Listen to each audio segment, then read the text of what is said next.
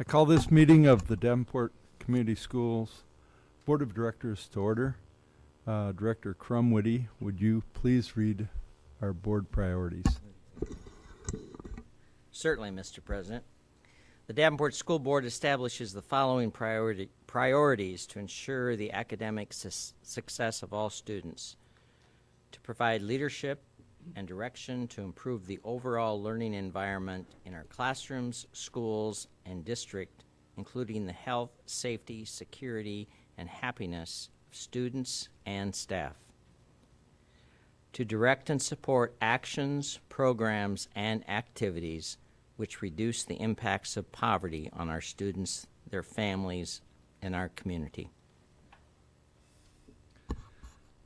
Thank you. Director Snyder, would you please read our mission and vision statements? Our mission statement reads, to enhance each student's abilities by providing a quality education enriched by our diverse community. And our vision statement reads, education that challenges conventional thinking, prepares all students to compete in a global society, and inspires our students, parents, staff, and the community to answer the question, what if? Thank you. Superintendent Tate, Student Board reports. Thank you, Mr. President. Luke, we'll start with you. We had our prom dance this weekend, which was a lot of fun. We had our after prom at the North Park Mall. Our tennis team is doing very well. We're currently 5-0.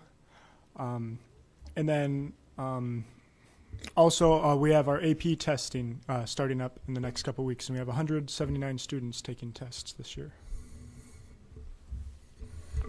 We kicked off Charity Week today at West with our first dress-up day, which was Mismatch Day, and they were raising money for the Wounded Warrior Project, and we have a bunch of fun events planned.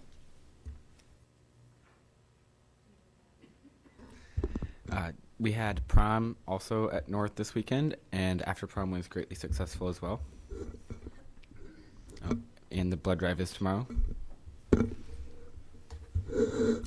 A congratulations is in order to Bennett.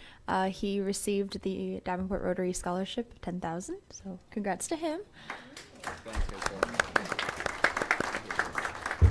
And also, our fall play, Children of a Lesser God, is having benefit shows this weekend, the 2nd and the 3rd, at 7 and 2. It's for us to help raise money to go to internationals this summer with that show. Thank you, board members. Appreciate it.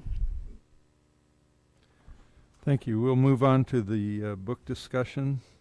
Director Crumwitty. Thank you, Mr. President. Tonight we are ready to review Chapter 3 of Dr. Beagle's book, See Poverty, Be the Difference. In Chapter 1, it helped us to have a better understanding about the different types of poverty and some of the issues that people in poverty face every day. Chapter 2 had to do with serving people in poverty and building closer relationships. Dr. Beagle also talked in this chapter about improving educational opportunities for students in poverty. Tonight we are ready to review the final chapter, Chapter 3, which has to do with laying the foundations for institutional and systemic change. So I hope I had Mary send out a reminder to bring your books, because tonight it's going to be helpful if you have your book with you as we go through Chapter 3. So we begin with the very first, and these aren't really questions, they're more discussion items and questions tonight. And the very first one, and I'll take the first one, and then Linda will take the next section.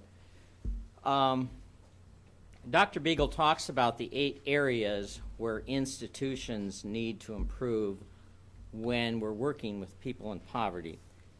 And of the 8, I'd like to have you look at those, and hopefully you've had an opportunity to do so before you came tonight. In pages 145 and 146, she outlines 8 different areas, and I'd like to just have you kind of look through those and share your thoughts about what area or areas appears to be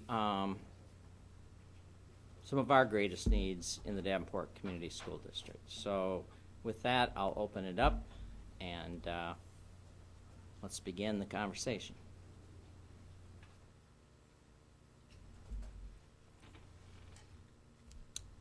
Linda? Okay. In number 3 and 4, those are two items that struck out with me, especially since Dr. Beagle was recently here doing the Navigator Neighbor training. With that training, there were probably about 150 individuals in the room. There were 2 neighbors to a table of 2 to 4, or 2 navigators to a table of 2 to 4 neighbors. With that, she also gave us a sheet to sign to commit to being a neighbor to these individuals. One thing that she did was she made everyone feel a part. She wanted, just for example, are there any painters in the room? The painters were asked to stand up. If there anyone sewing, whatever. And then she goes through the navigators, and she wanted to know what each one of the navigators did, and gave the neighbors opportunities to get with the navigators to discuss what they can do, how they can assist, whatever was needed. With that, you were also asked to commit for a year to help these individuals along for whatever it is, any mentoring sessions that they were needing, or to assist them in getting wherever, if it was paperwork, whatever the situation was, to work with them and make them feel comfortable with the middle class conversation. Thanks, Linda. Unfortunately, the Saturday that she was here, I did not have, it was last Saturday, I believe, I didn't have an opportunity to attend that training. But for your information, there is a makeup session sometime in May, and I don't have that date, but we'll get that date for the board. So, okay, anyone else? Maria. One of the bullet points on number 2 here talks about the poverty sensitivity training, and I think I had emailed you about this as well.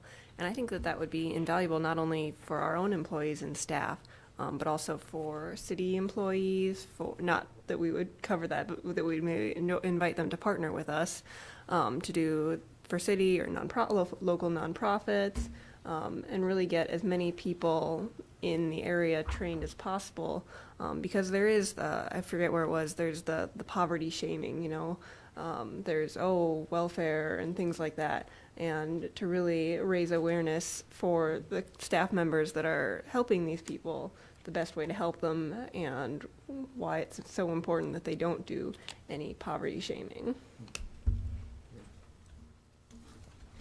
And as we're talking tonight, of course, Mary takes excellent notes anyway. What I hope to do with this information is also take it back to our poverty committee, and as soon as we complete our book discussion and our May 4th session, what I hope to do is call the poverty committee back together and review with the poverty committee our thoughts about some of the actions that we might be considering here as a board. So with that, anyone else? Art. From a board standpoint, number 1 was fostering partnerships and collaboration. I mean, that's what you've actually started to do with the Poverty Committee. And creating public dialogue on poverty, I think, as Director Dickman mentioned, that could certainly be something the board could lead with. And then extremely important is interpreting current policies, because later on it talks about we really need to make sure that we look through the lens of poverty with all of our policies. And I really think that's one of the important things we as a board, first of all, that's one of our major responsibilities as a board, and if this is one of our priorities, we really need to take a look at our policies to see if we're addressing poverty issues. So, thank you for that. Director Kluhl. A couple of areas that that I'm looking at. The first one was collaboration. I think collaboration is key. It's a leadership responsibility.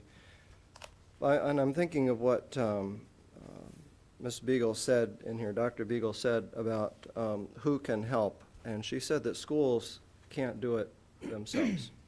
Education is not the way out of poverty, but there are some basic Maslow priorities like food, shelter.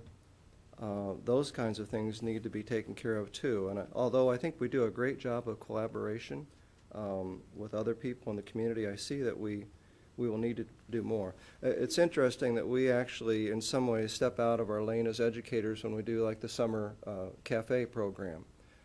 We get federal funding to provide meals to students during the summertime. So in many ways, we're going outside of our area of expertise and trying to deal with poverty, but we're going to obviously need other collaborators to effectively deal with poverty in a meaningful way. And the other issue is the incredible difficult thing, number 3, adding the role of mentor to the job description of helping professionals. I know that we put a lot of pressure on our professionals in the district to do many, many things. There's never less every year. There's always more that we're asking them to do.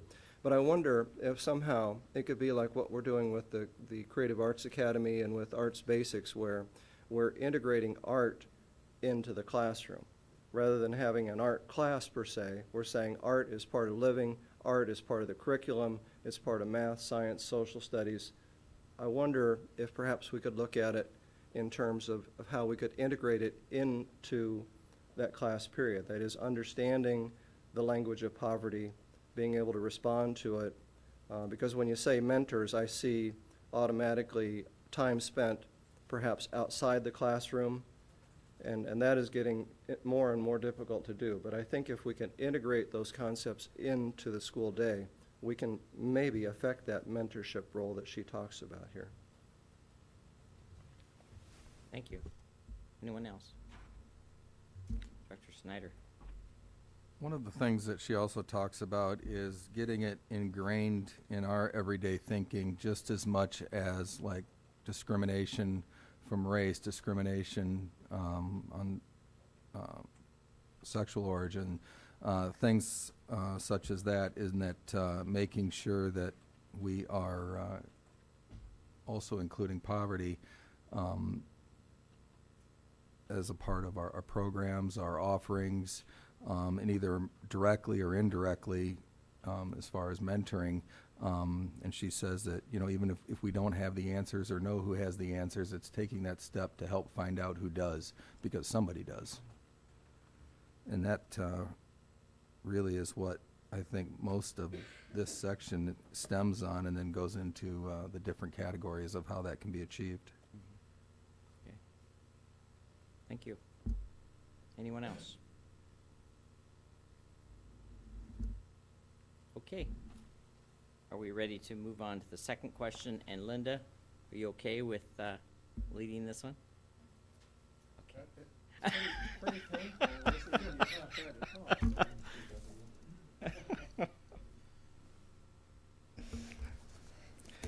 Okay, number 2, poverty competency assessment preparation. Let's review the questions on page 156 and 57. Share your thoughts as we think about our next steps and action planning. For a lot of the steps noted in here that she took, I wasn't aware of what the district does for all the policies and procedures, but I do know, like for number 2, we note that in the mission statement on a regular basis. With the partnerships and resources, we were just the mention of the meetings with the various city officials, and I think I'd sent out something earlier this week on a contact list for if you're needing information or needing some assistance on who to contact and how to make that happen. Number 5, I'll say noted again to work closely with the poverty committee to get some of this information disseminated so everyone is aware of what avenues to take. If you need assistance, I can direct you to this person to help you rather than direct you to this person that will frustrate you and then send you to 2 or 3 other people that will probably frustrate you even more.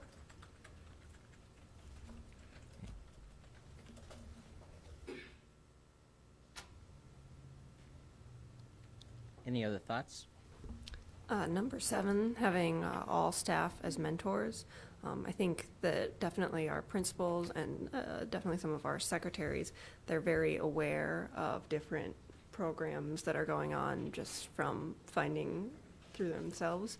I don't know if we provide that training to them of knowing what community resources. I'm thinking of Monroe, I know has a food bank and things like that set up, but to if we were able to squeeze in a little professional development time to make sure that all of our staff know what these resources are for students in need and families in need, so that if a student comes into class and their paraeducator notices that they're scratching their head and they have lice, or their stomach is growling and they need food, that they know how to get to those resources for those students and how to help the students get those resources. Okay, thanks. That's a good point.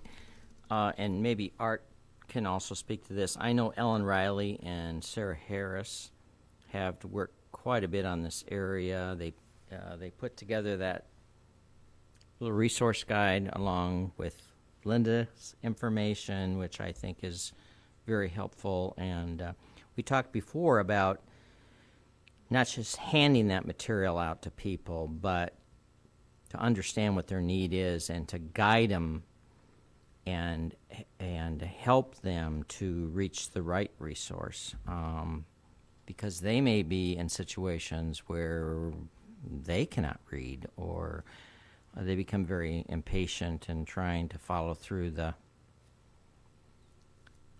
all the red tape of getting where they need to be. Linda?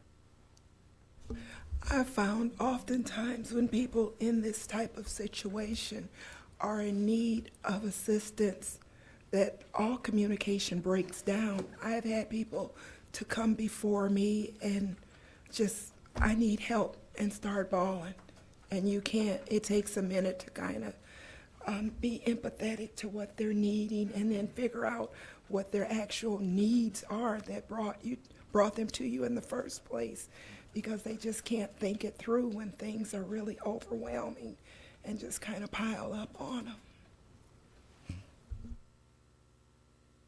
This section here, these questions that we're talking about, are really questions to ponder as we look at the poverty assessment that she has in the previous page. On page 155, there is an assessment on what we think, where we need to start. Is it emerging? Is it developing? Are we proficient in a certain area, and so forth? I think it would be helpful before our May 4th meeting if we would individually go through that and consider it as to where we might be and bring that back on the 4th. In fact, I've thought about compiling it, so if all 7 of us did that, compiling the information as to where we think we are, and also on May 4th, I hope, and I haven't really worked much on this yet, is to get Dr. Beagle involved in the conversation with the board by Skype. And I know there's been some issues with Skyping in the past, but it would be great if we could do that. So, taking a look again at the questions, other thoughts about some of those questions to ponder. Maria. In reference to what you just said, I had looked at this when we originally read through it, and I was thinking that the administration actually probably has a better handle on this. So if we could get Dr. Tate and maybe some of the principals or the other administrators to give us their thoughts, I would find that very valuable.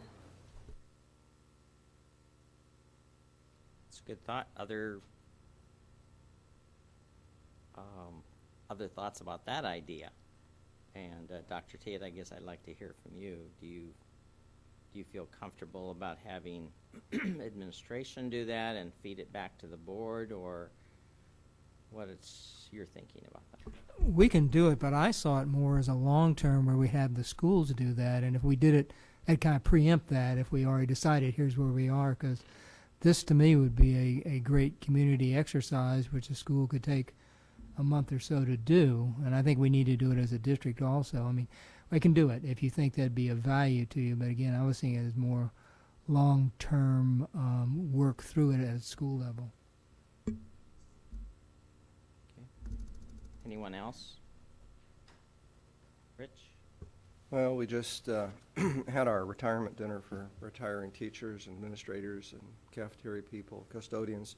One of the people that's going to be retiring is Norm Bauer, and I was looking at number 9 here, exposure opportunities. Do those from poverty have opportunities to become exposed to outside adventures that will increase their awareness of possibilities, and that being largely future possibilities? And the Great Minds program has been very helpful in collaborating with us to get our kids out of the classroom exposed to cultural issues that they might not otherwise have been able to have done. I mean, a lot of our kids in the inner city have never been across the river, so something like going to the Figge or the Botanical Center are huge issues for them, huge opportunities, giving them the opportunity to see what it's like outside of downtown Davenport. Huge stuff. Okay. Thank you. Anyone else? Linda? Even to expound on that a little more, on April 19th, when they had the young artists at the Figge, there were 70-plus children that were awarded scholarships for the day to go to the museum and do different things. And some of those individuals there, they had never had the opportunity of going to the Figge, let alone spending an entire day making things there, and whatever they make they can take. So they each won those scholarships for the day to go there. And it's pretty cool to have your art displayed at the Figge. I've never had my art displayed at the Figge, so those kids are pretty cool. But the other thing that the Figge does, as one of our collaborators, is they provide opportunities for parents of kids to come in with them on the weekends. So that's huge too, because I think as role models, parents are the first role model, the best teachers, and when we can get parents in there with the kids enjoying those events, we get double the bang for the buck. Okay, let's move on to the last question, and that has to do with leadership and breaking the poverty barriers requires leadership, and we're specifically talking here about school board leadership. And Dr. Beagle shares 15 ideas or essential elements, she calls them, that leaders can use to increase success for people in poverty. So I'd like to hear your thoughts. Let's talk a little bit about and thinking now as a response from the board, from our standpoint. We as leaders, how can we help break some of these barriers? And she lists, I think, 15 elements here. So with that, I'll open that up. Jamie? The one that stuck out the most to me was actually number 15, where it talked about developing and implementing a measurable plan, something that's measurable, that we can look back and say, yes, it is making a difference, it is working. Because sitting up here and talking about it, and it makes us feel all warm and fuzzy, but actually knowing that we're doing something beneficial and we have proof to guide us for what's working and what's not working, and I'm sure that's part of your plan when we meet again at our committee of the whole meeting. But That's something that'll be tough to do, but it really needs to be measurable, that we can look back and define what's working, what's not. Okay, thank you. Other thoughts? Maria?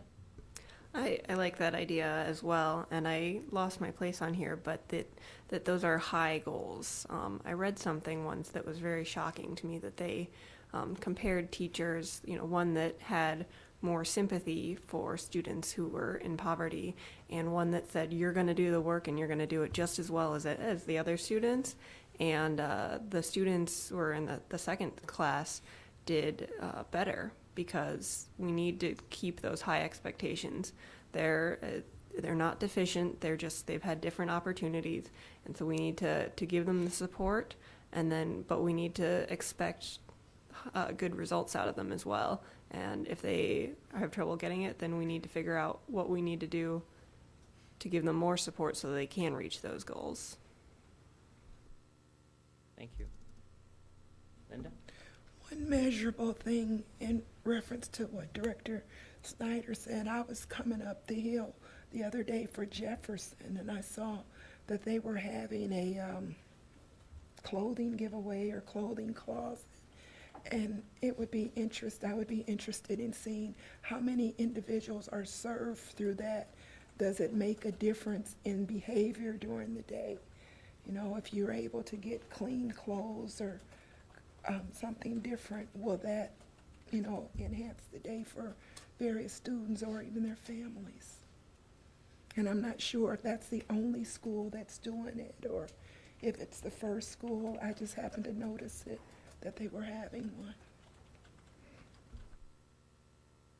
And I do believe there are other schools. I know that Monroe has done some things with that. Madison has done some things, and Art probably knows more. Other schools that, or Bill probably knows other schools that have done some things in that area.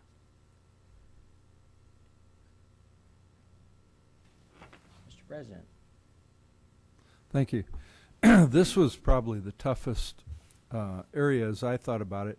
And when I look at the first couple of sentences, and it talks about leaders must show through both words and actions that addressing poverty is an organizational goal, not a fad that will pass. And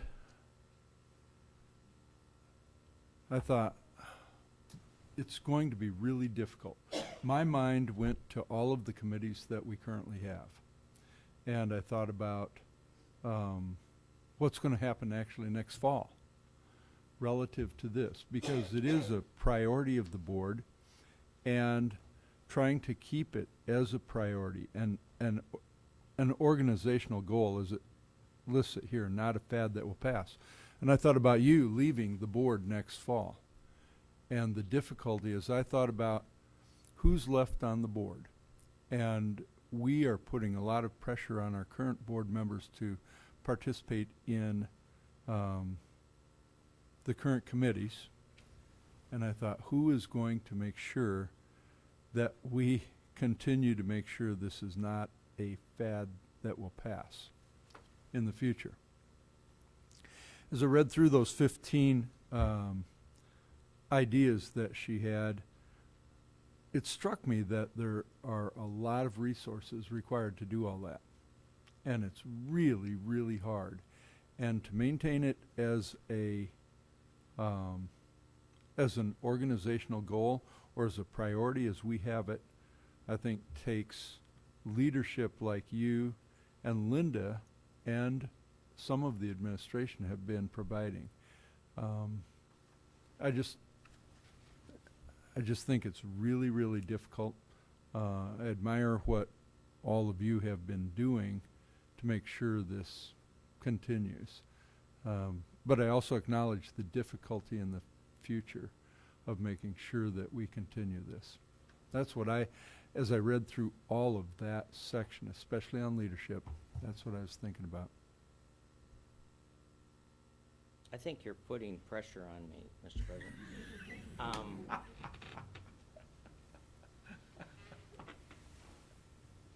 I've been to 2 of Dr. Beagle's trainings, and in both trainings, you know, and Linda attended the Navigator training, so she can probably speak more to this than I can. Dr. Beagle's message has been, you can't do it all.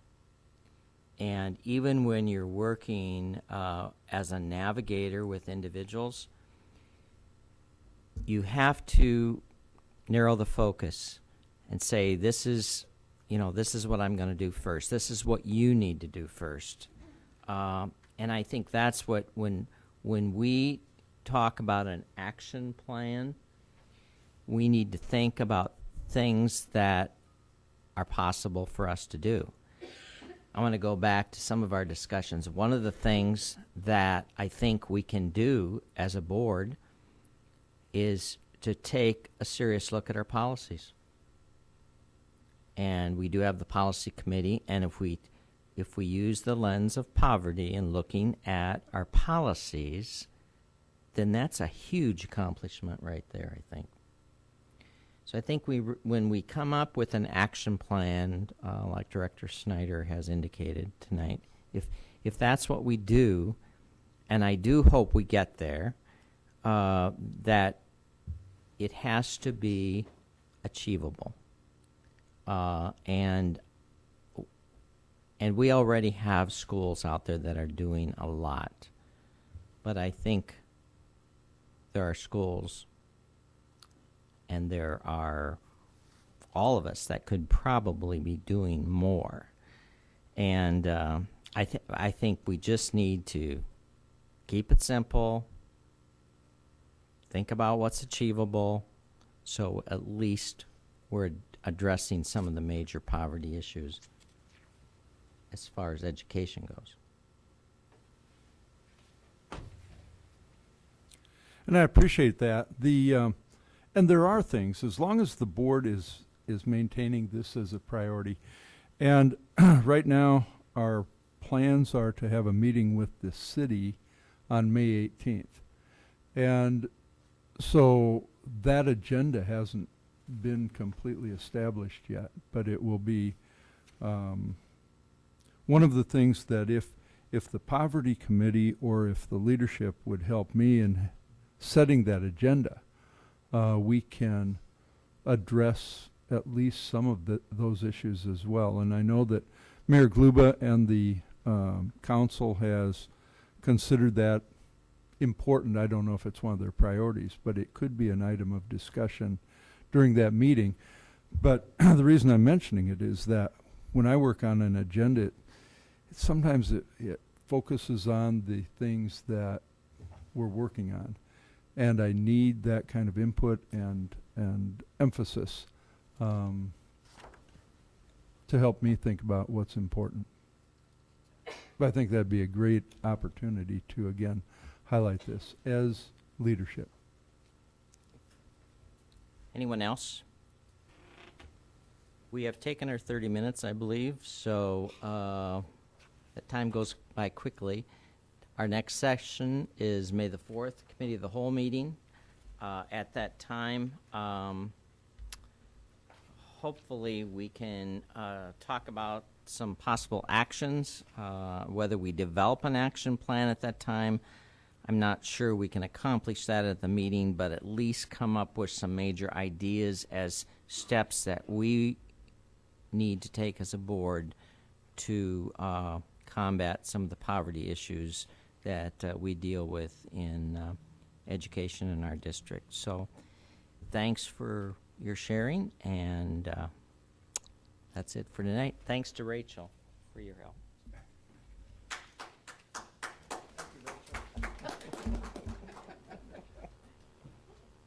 All right, thank you very much. We'll move on to communications, and I was going to ask Director Hayes to read these, but I tell you, your voice sounds really bad.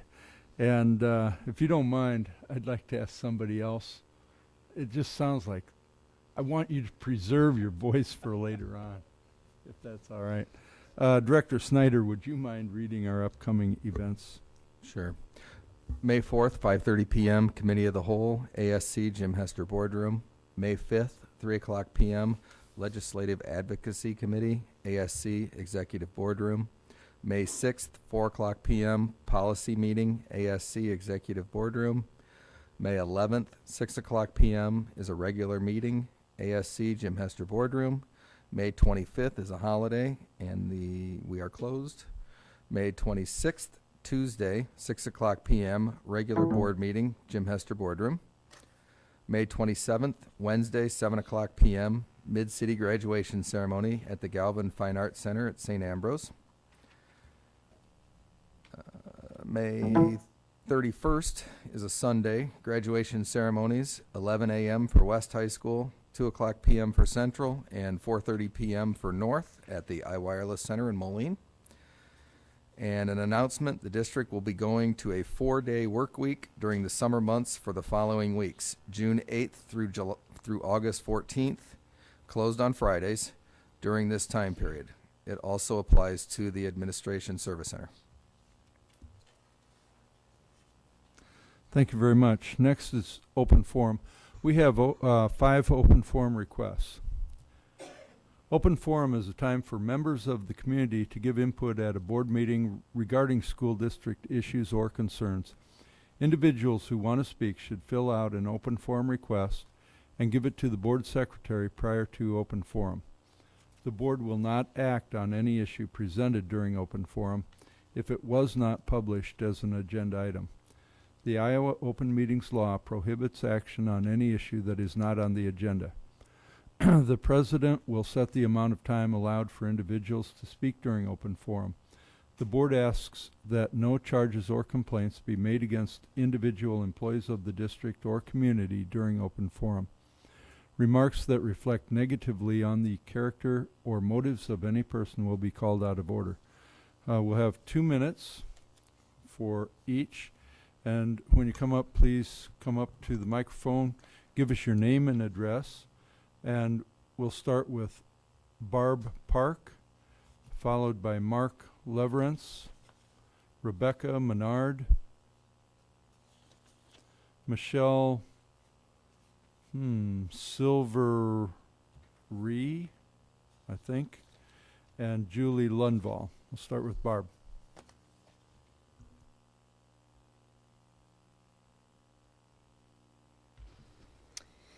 Hello, my name is Barb Park. I live at 3820 Kenwood Avenue in Davenport, Iowa. I am here. I'd like to appeal the decision of Elizabeth Park being denied release from Davenport Community Schools for the following reasons. Number one, this fall we started taking a closer look at the area high schools, their strengths academically, athletically, and in the arts. Each school has its different strengths. I strongly believe Elizabeth's best fit would be Bettendorf High School.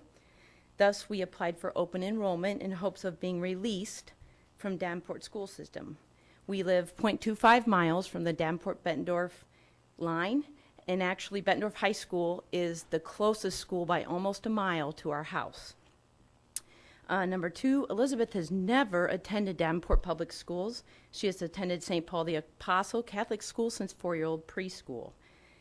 In attending Bettendorf High School, she would ease the transportation hardship for myself as a single mother because I work across the street from Bettendorf High School, and with that close proximity, I'd be able to get her to and from before and after school activities a little bit easier since we'd be going in the same direction.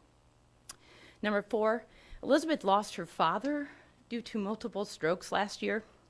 Her closest friends are on her soccer team, that a travel soccer team that she's been playing with for the last 3 years, and that's her greatest social emotional support. These close friends are attending Bettendorf High School, and at this stage of coping with the loss of her father, I believe she needs to be surrounded by these friends to maintain the positive support system they offer her. In dealing with the loss of her father, Elizabeth has been under the counseling care of Terry Hughes Pauline at Psychology Health Group, and I have a letter from Terry. I'll just read some highlights.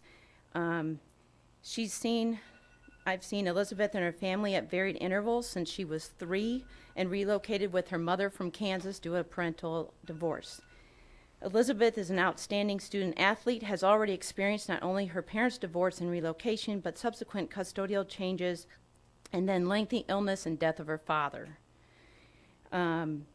She has developed a strong peer alliance with girls whom she sees as her emotional support system, especially since the death of her father.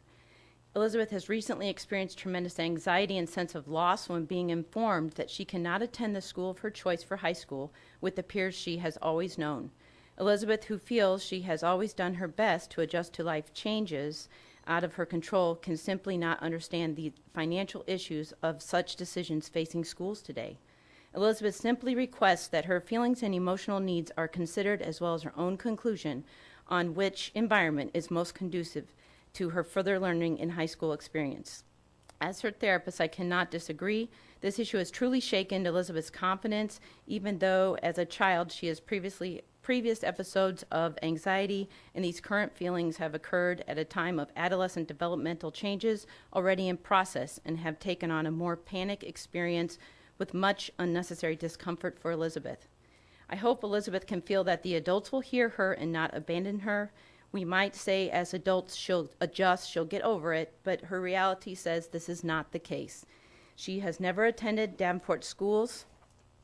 And as a therapist, I also do not take these requests lightly, and I do understand the board's responsibility to all Davenport students and want to thank you for your service. I am, however, also keenly aware of this emotional support system she has created for herself. Please hear her voice. Thank you for your consideration. I appreciate you taking the time to understand and possibly release her from the school system she was never part of. Thank you. Okay, thank you, Barb. Next is Mark Leverance. My name is Mark Leverance. I live in Bluegrass, Iowa. I want to thank you all for your service. I know that's often a sacrifice and a thankless job, so thank you.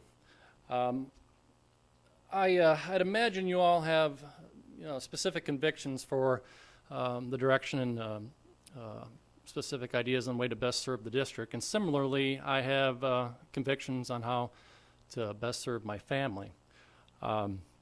My purpose here is to appeal the denial for open enrollment for my to-be kindergartner son, Luke. Luke, he has one childhood, and it's really a very, very big part of anybody's growing up is where you go to school, and for that choice to be made by a system, a formula, it just does not make sense. I don't think it's right or just, especially in this country.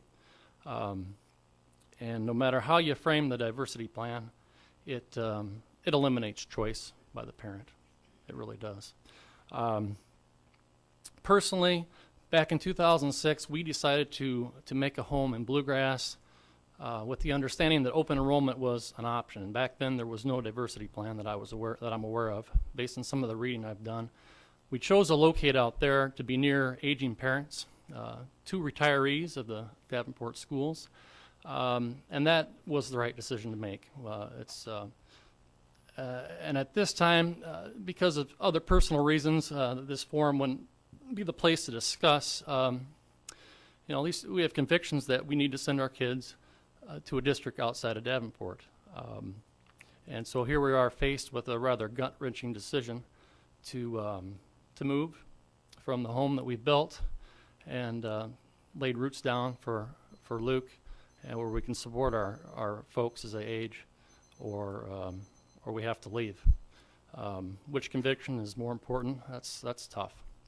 That's really a tough one. So I would ask that you'd seriously consider allowing us to open enroll outside the district, to eliminate that horrible decision that we'll really have to face, and that would also eliminate the grasping at straws and hope every year in the lottery system. So, thank you again. Thank you, Mark. Next is Rebecca Menard.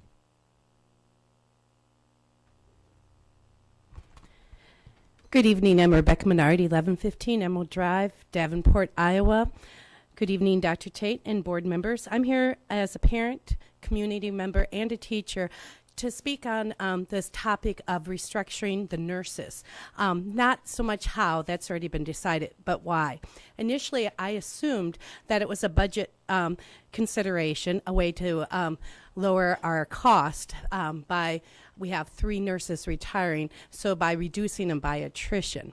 However, I understand that we are hiring 9 health paras.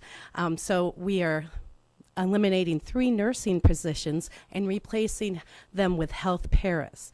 The quality of the training that nurses have is far cry different than that of the health paras. And sometimes, in this case, I believe quality of training is more important than the quantity of care providers.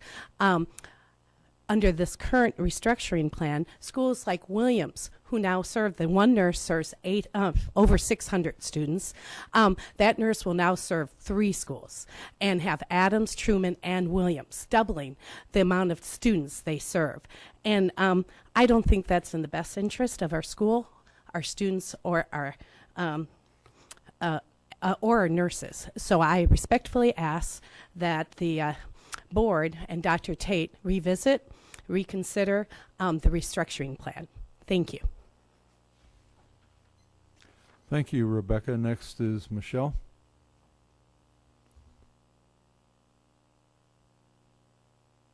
My name is Michelle Silvera. I live at 1633 Parkview Lane in Davenport. I'm also a kindergarten teacher at Truman Elementary, and I've been informed by my DEA president at my school that the high school teachers are in favor of changing spring break to March 21st instead of March 14th for the reason of taking finals before spring break.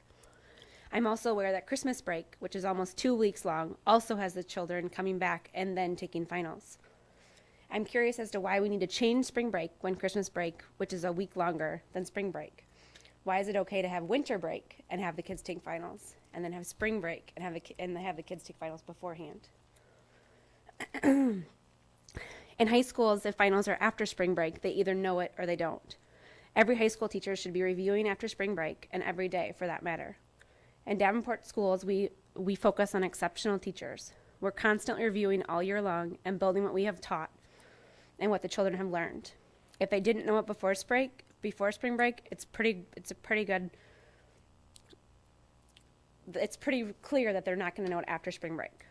When we were informed about spring break, we were told the high school teachers wanted to have finals before spring break.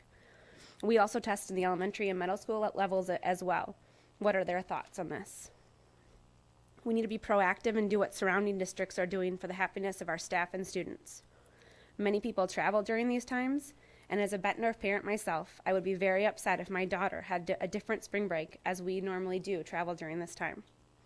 It is my understanding that the districts in the Quad City area all wanted to have similar spring breaks for that reason and for the purpose of some kind of uniformity. We're all starting at the exact same day, so why can't we all have the same spring break? I understand how important testing is at the high school level, but I believe the ACT, SAT scores weigh a lot more than a quarterly test. Whether or not this happens before or after spring break shouldn't make a difference. They either know it or they don't. The timing doesn't really matter. Thank you. Thank you, Michelle. Next is Julie. Hi. Julie Lundvall, 927 Sawgrass Court, Eldridge. I teach kindergarten at Truman School, and I would like to take this opportunity to voice my opinion about the change in the school calendar for the 2015 school year. I'm in favor of the proposed calendar that was presented at April 13th board meeting, with spring break occurring March 14th through the 18th. The DEA president at my school has informed me that there is a possibility of the calendar spring break week being changed. It is my understanding that the high school teachers feel that they would like to have spring break a week later so they can test and end third quarter.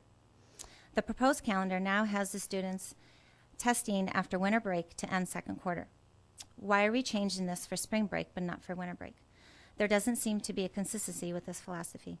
If students are prepared, going to class, doing their homework, and showing progress in their learning, then they should be able to retain that information and take tests after spring break. Looking at other school districts around the area, the students in those districts are taking tests after spring break. Davenport students can do it as well. Thank you for your time.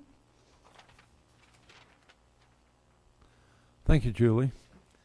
And thanks to all of you, Barb, Mark, Rebecca, Michelle, Julie. We really appreciate you taking the opportunity to talk to the board open forum. We'll move on to the consent agenda. May I have a motion?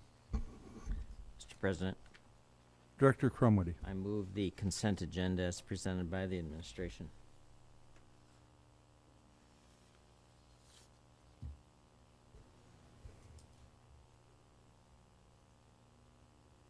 Thank you. May I have a second? Second.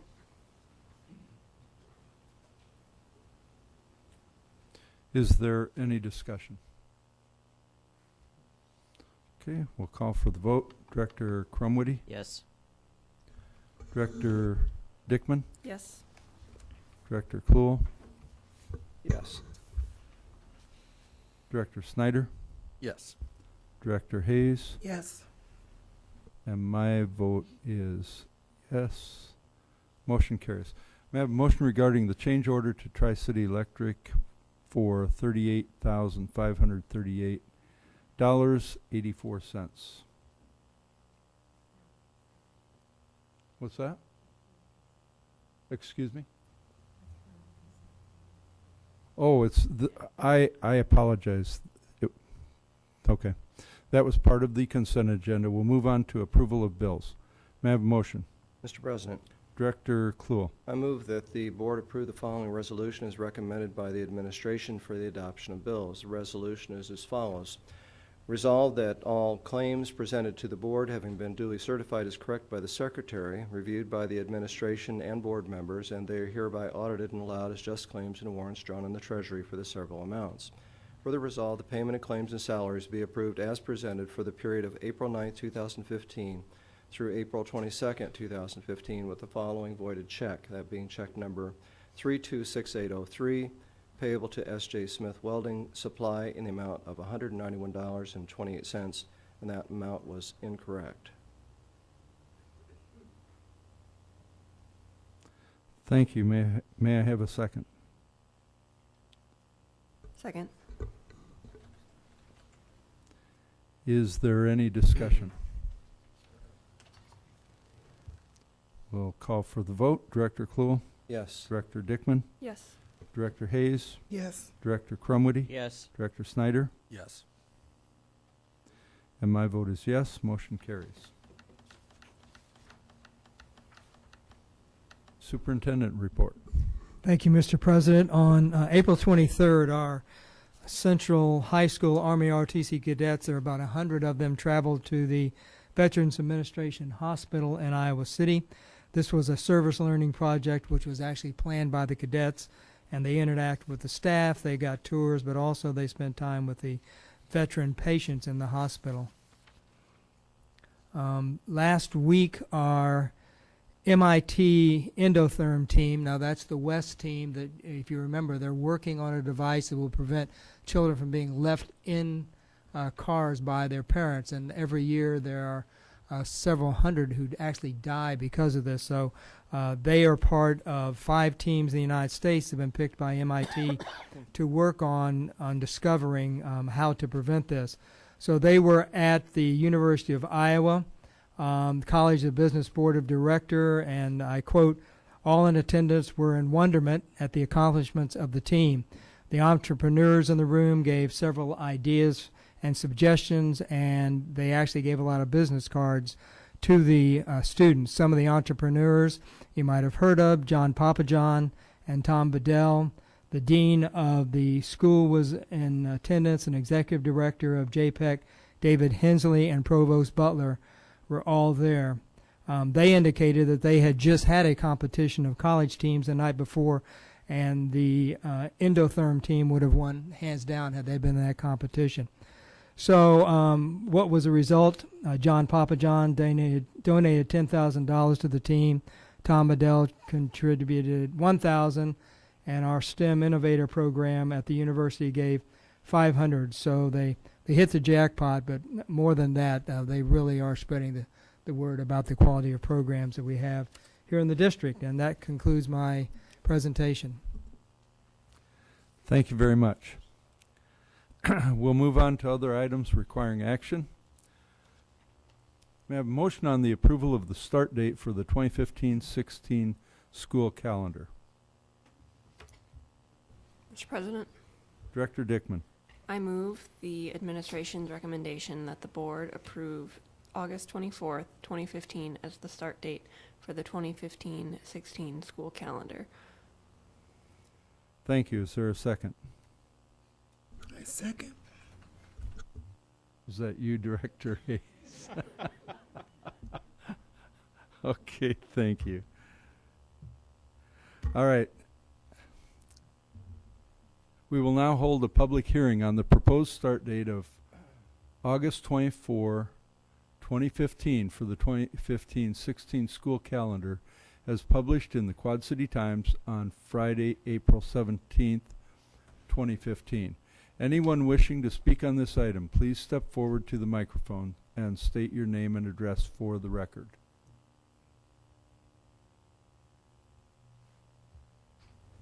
Seeing and hearing none, I now declare the public hearing closed. Is there any additional discussion on this matter? Director Dickman. Guess I want to share a little frustration that all the districts have been sent scrambling by the state with their change in the start date and that legislation. As was pointed out by one of the parents, that we do have other districts in the area that we have tried to align spring break with. And under, I think, the original calendar that we were planning on using when we could choose our own start date, we would have aligned better with them, is my understanding. And so while I do support the change, because I think that it would be difficult timing to have such short weeks and things with Good Friday going on, I think it's frustrating that these are had to get changed around because of a change at the state level. Any additional discussion?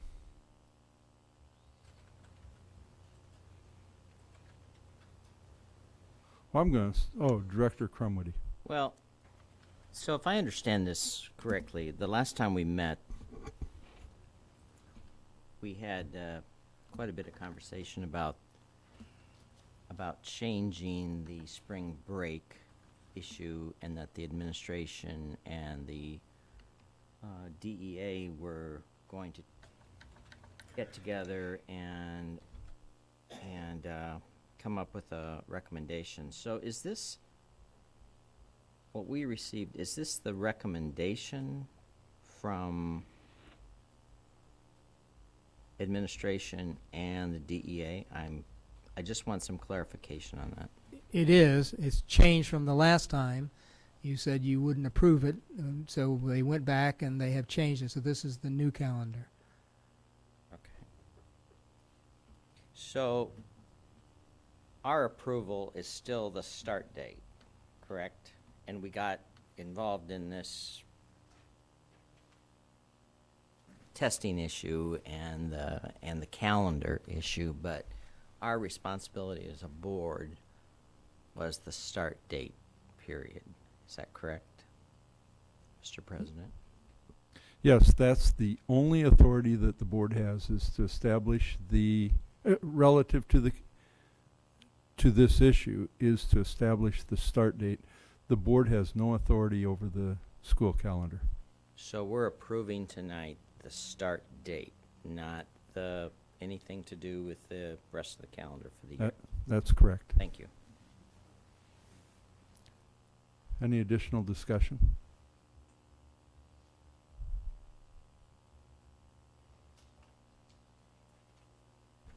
I've debated whether to say anything here, because I don't normally say anything negative. But I have to agree with Director Dickman that it's really unfortunate the way that the legislature ended up making this decision. And I think from a personal perspective and from a board member perspective and a community member perspective, I think it was absolutely wrong for the legislature to do it. On the other hand, they did it, and we have to comply with it, and there probably isn't a better answer other than the recommendation by the administration. Any additional discussion? All right, we'll call for the vote. Director Dickman. Yes.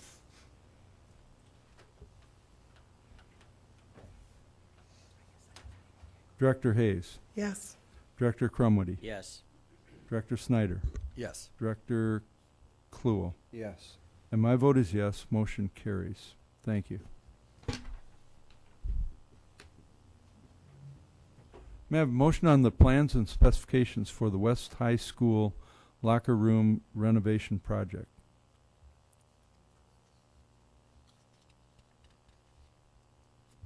Mr. President, Director Snyder. I move that the board accept the administration's recommendation to approve the plans and specifications for the West Locker Room renovation project. Thank you. Is there a second? Second. We will now hold a public hearing on the proposed project as published in the Quad City Times on Friday, April 17th, 2015. Anyone wishing to speak on this item, please step forward to the microphone, state your name and address for the record.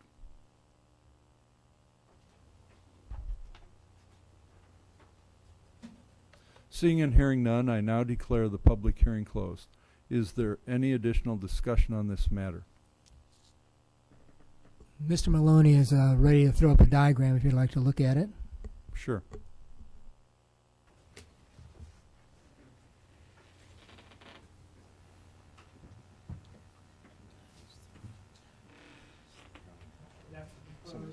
This is the proposed renovations. This reorganizes almost all of the space in the existing PE locker rooms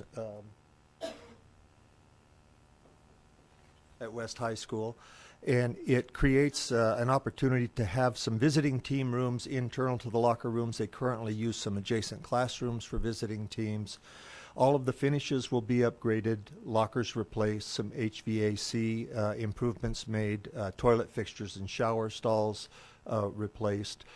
Most of this equipment is the original from the early 60s when the building was first built. So it's high time for the improvement of this space, and this project meets several goals that the athletic department and the administration at West ask to have accomplished.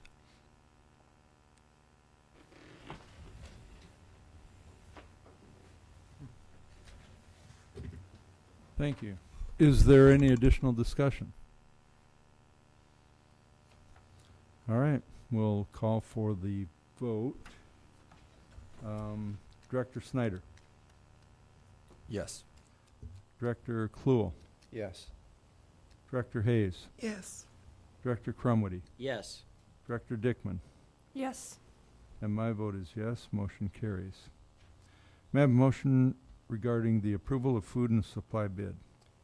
Mr. President, Director Kluel. move that the board approve the lowest responsible and responsive bid from Reinhardt Food Services for $1,915,748.25 for food supplies and storage, distribution, and technology services. Thank you. Is there a second?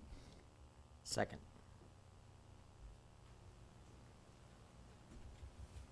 Is there any discussion? Mr. President, Director Crumwitty. can someone talk a little bit about, I understand the food supply storage and distribution, but what about technology services? What's that about? Yeah, I'll speak to that. The technology services is the ability to interface our online food service software with their ordering software. So we can actually interface and communicate electronically to submit orders. Oh, okay. Makes sense. Thank you. Director Dickman. I'm curious why we didn't receive bids back from some of the vendors. Is that common? It is common. We actually had 2 vendors just send us letters to say they weren't bidding at this time. In some instances, We're a pretty large district that requires transportation twice a week to 31 buildings. And sometimes that just knocks them out of the market because they don't have enough transportation services. Thank you. Any additional discussion? Director Clue. Just appreciate the fact that Mr. Maloney provided the score sheet, recognizing that Reinhardt was not the lowest bid, but was the most responsive, and seeing the score sheet helped the board understand why that decision was made. Any additional discussion? Okay, we'll call for the vote. Director Clue, Yes. Director Crumwitty, Yes. Director Dickman, Yes. Director Hayes, Yes.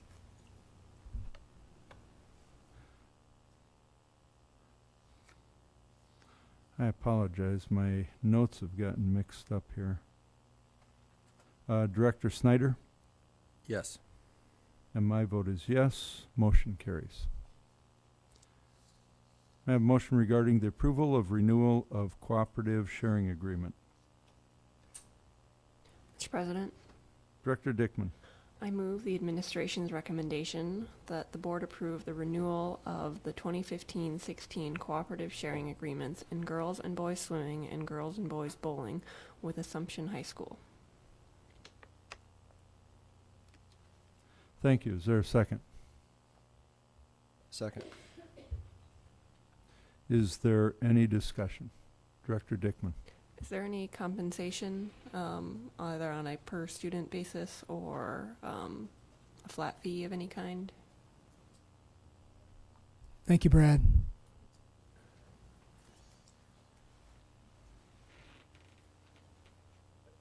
No, there's not. We don't charge them to participate with the swimming or the bowling, so there is no charge of any kind. Well, just bring that up because, as you know, we're on a per pupil basis, so them not attending our schools. So I know that we're already in it with it. This is a renewal, but something to consider when we negotiate in future years. We certainly could consider that in the future. Absolutely.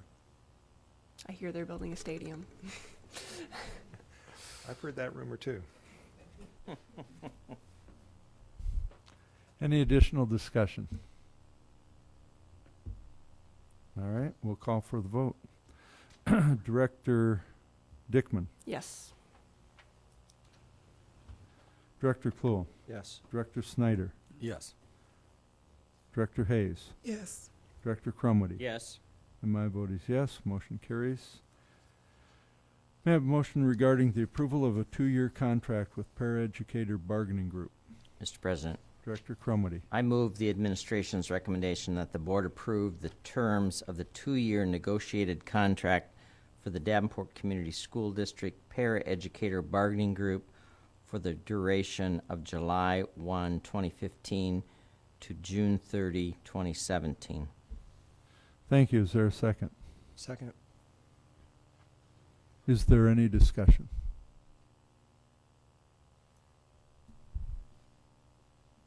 Director Dickman. I know that this was a lot of back and forth between our administration and the unions, and I think that this is a good compromise, and I want to thank them for all of their hard work. I know they're all sitting in here.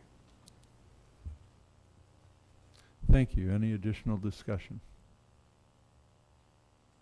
Okay, we'll call for the vote. Director Crumwitty. Yes.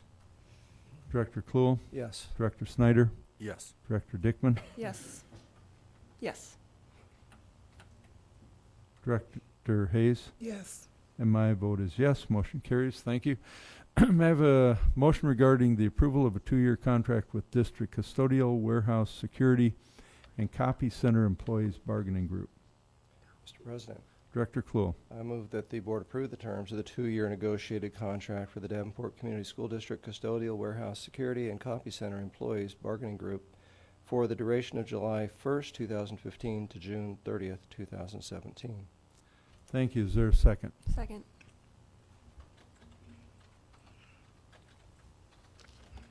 Is there any discussion?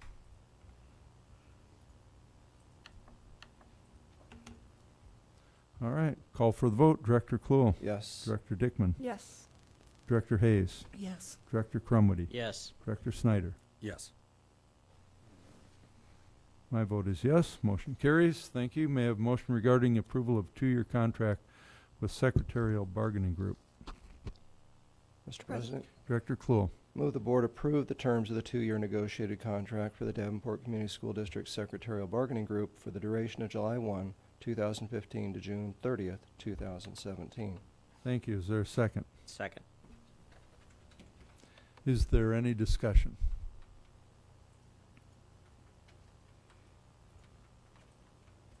All right, we'll call for the vote. Director Kluhl. Yes. Director Crumwitty. Yes. Director Hayes. Yes. Director Snyder. Yes. Director Dickman. Yes. My vote is yes. Motion carries. Thank you. May I have a motion regarding approval of a 2-year contract for Food and Nutrition Bargaining Group? Mr. President, Director Snyder. I move that the board accept the administration's recommendation to approve the terms of the 2-year negotiated contract for the Davenport Community School District Food and Nutrition Bargaining Group for the duration of July 1, 2015 to June 30, 2017. Thank you. Is there a second? Second. Is there any discussion?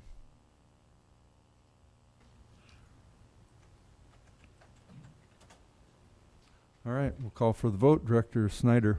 Yes. Director Dickman. Yes. Director Kluhl. Yes. Director Hayes. Yes. Director Crumwitty. Yes. My vote is yes. Motion carries. Thank you.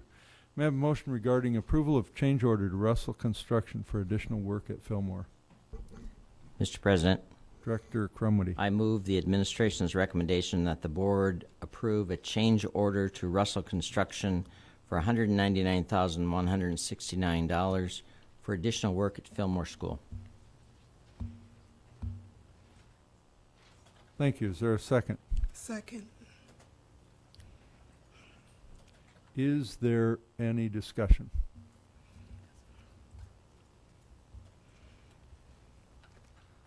Well, I'm going to have some in just a second here.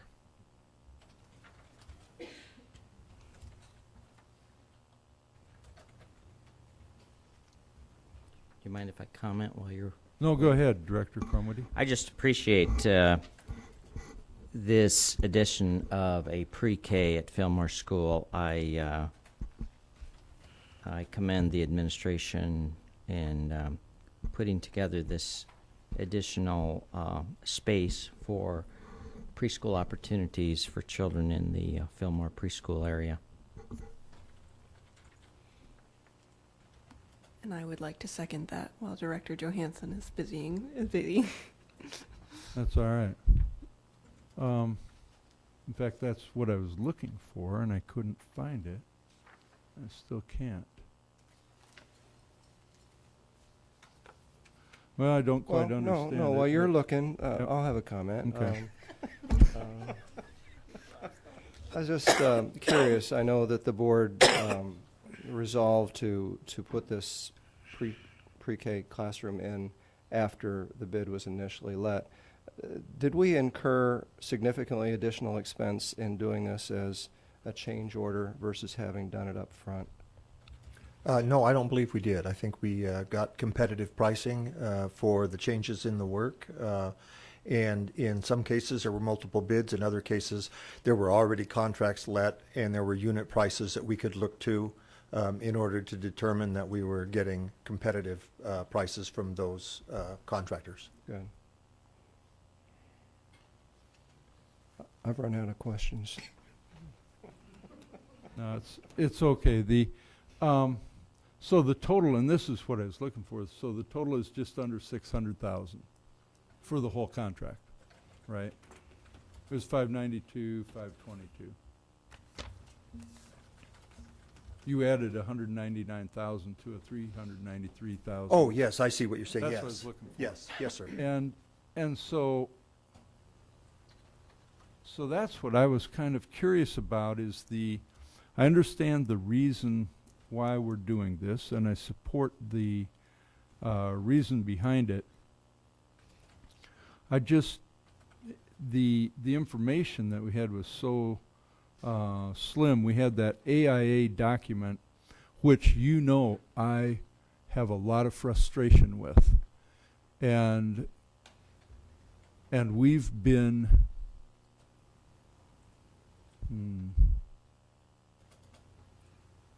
we've gotten in trouble by using that AIA document. And we talked about making some changes to that document probably about a year ago. And I was curious whether those changes are applicable and whether they've been applied to these documents as a way of doing business for the district, and especially in something like this. Yes, sir, they have. Now, not to this particular form, G701 change order, but to the 101 architect's contract. In particular, our counsel, Mr. Davidson, looked at a number of your comments last year. We made revisions to several paragraphs in the standard agreement between the owner and the architect, including the ownership of the instruments of service, which was one of your primary objections. Great.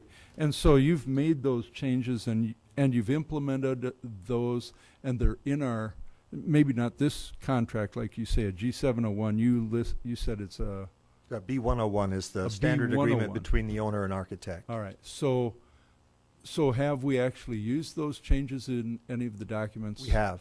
And have you met with any resistance? Only slight.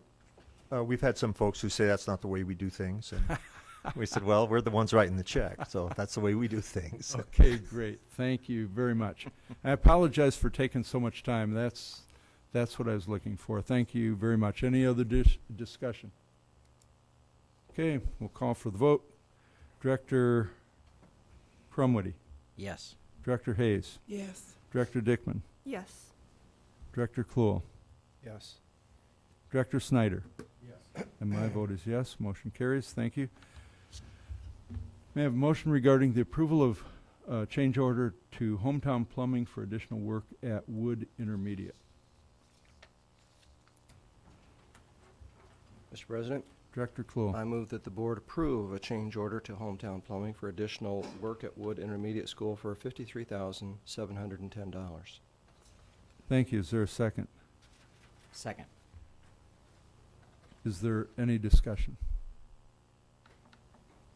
Director Snyder. Exactly what is the change order here? What is the work that's going to be done? All it says is that it will provide for better comfort and energy efficiency. Currently, in the administrative office suite, there are multiple offices that are served by one air handler, and this will put some individual variable air volume boxes into each office space so that they can be individually controlled. We've had lots of complaints over the years about comfort in these offices, and because the ones with the windows facing west in the afternoon get quite warm while the interior ones don't, but they're all served by the same thermostat, the same air handler, and so this will add smaller additional units in each space in order to better control the temperature there. Any additional discussion? Okay, we'll call for the vote. Director Kluhl. Yes. Director Crumwitty. Yes. Director Snyder. Yes. Director Dickman. Yes. Director Hayes. Yes. My vote is yes. Motion carries. Thank you. May I have a motion regarding approval of a contract with Advanced Environmental for asbestos abatement at Fillmore? Mr. President, Director Dickman. I move the administration's recommendation that the board approve the contract with Advanced Environmental for $58,500 for asbestos abatement at Fillmore Elementary. Thank you. Is there a second? Second. Is there any discussion? Director Dickman. Have we worked with this company before? We have. Okay, and you have full confidence in them? Oh, yes. The whole asbestos abatement is very highly regulated, and they're very capable firms that are in that business. They're pretty strictly licensed and monitored. There's air sampling and inspections and a whole variety of protections that go along with this kind of work. I'm glad to hear that. I know that the asbestos is nasty stuff, so thank you. Any additional discussion? have a question. How did we find this? What prompted this to All of our occur? buildings are under a set of regulations that we call AHERA, the Asbestos Hazard Emergency Reduction Act. All schools are required to be inspected and to inventory all of the asbestos-containing materials throughout the building. It's pipe insulation, it's thermal insulation, it's flooring, it's the mastic that holds flooring and ceiling tiles to the walls or the floor. There are a variety of asbestos-containing materials that were common building materials in the 30s, 40s, 50s, 60s until the use of asbestos was banned. So we're required to take an inventory of all of our buildings, identify all of the asbestos-containing materials. We're required to re-inspect and update that inventory every 3 years. Every time we do work like this, we go back and change our records to show what has been removed from the building. We're required to train our staff, a minimum amount of training and annual refreshers, all of those who might come into contact with asbestos-containing materials. So it's all highly proceduralized, highly regulated, and we, of course, take some pride in our compliance. So, in reading this, it says that, it says we propose, and this must be the company, oh, this is IITI. So, we propose to supply the labor, materials, and equipment to remove and dispose of only the asbestos-containing materials per the inspection report performed by Advanced Environmental Testing and Abatement, Inc., provided by the DCSD. So, when I was thinking about that, and then thinking about what you just said about the inventory. So, you have an inventory of all asbestos in the whole district. We do. And what prompts an action like this? I mean, the inspection report performed by them. So when two things prompt Okay. action. One is if we're planning on disturbing asbestos-containing material that exists. The other is if there's a danger of any of the existing asbestos-containing material becoming what's called friable. If we saw, for instance, broken tiles with little pieces, those little pieces can create dust that becomes airborne and can be inhaled, and that's where the risk is derived. And so when we see any evidence of asbestos-containing material potentially becoming friable, then we will abate that. Or if we're planning to do work, if we were going to replace some domestic, some hot water hydronic piping that had asbestos containing insulation, we would abate all of that before we replaced that pipe, just as part of the project. So either we're going to disturb it because we're doing work, or we're concerned that it might be deteriorated and become friable. And those are the two things that would prompt action. As long as it's not in risk of being disturbed or risk of becoming friable, it does not pose any hazard.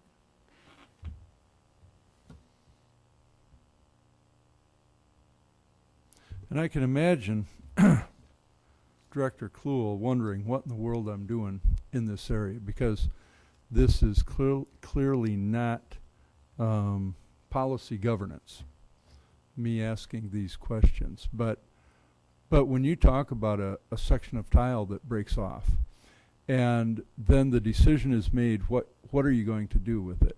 And you're going to abate it, and there might be several different ways to do that.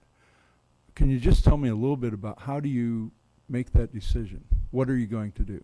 Well, there are some criteria that were given by OSHA and by the Environmental Protection Agency that when a certain amount of square footage of tile becomes involved, then you hit a threshold, and the way you go about doing that abatement might change a little bit, might get a little more formal. To do a small amount that can be done in what's commonly referred to as a handbag, where you grab the stuff in a handbag and turn the bag inside out around the material and so forth. That can be done without a lot of permitting and so forth. When the amount of insulation or the amount of square footage of flooring exceeds a threshold amount, then you're required to have your environmental contractor first assess the volume, the amount, and then perhaps do air sampling after to ensure that there are no particles floating around in the air before that space is cleared for people to come back and occupy. Sometimes if we're doing a large amount in a classroom, for instance, we may have to put visqueen up over all the doors and windows and put a big filter and filter all the air and make sure that none is escaping from the room and so forth. The workers who go in and actually do the work wear the Tyvek overalls and the bunny suit. So there are a series of thresholds established in the AHIRA regulations that determine which method you might use and when you might hit a threshold that requires more rigorous inspection and testing.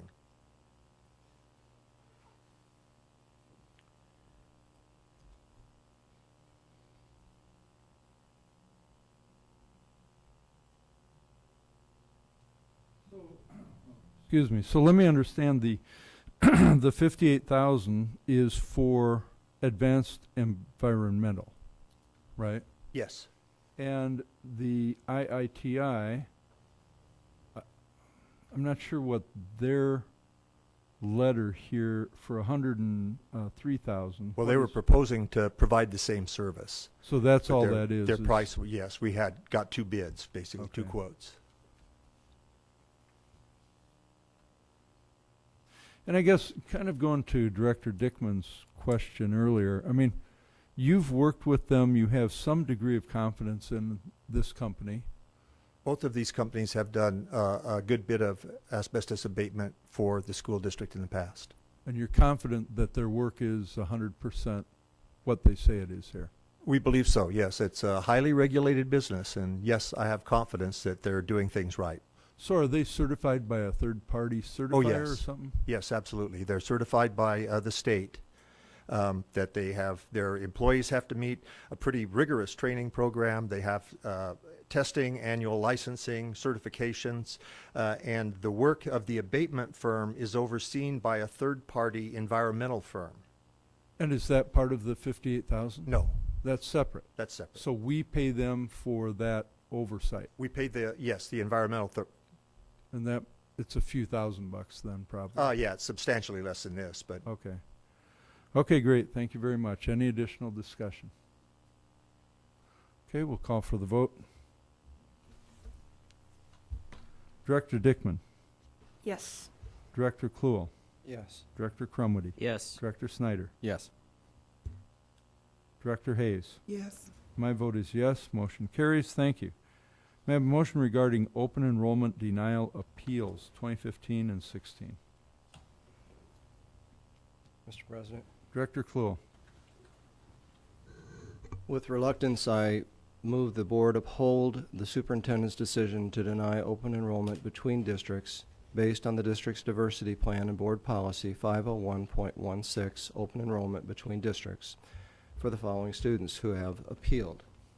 We need to go through the students' names only. What do you mean only?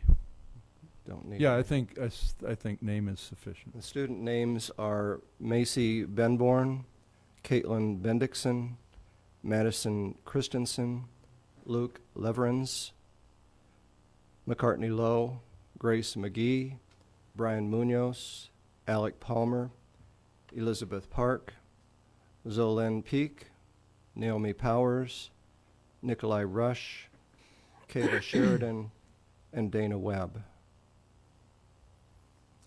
Thank you. Is there a second? Second.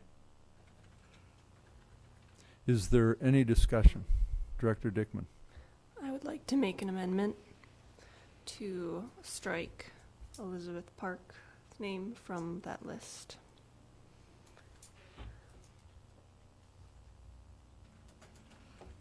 Is there a second to the amendment?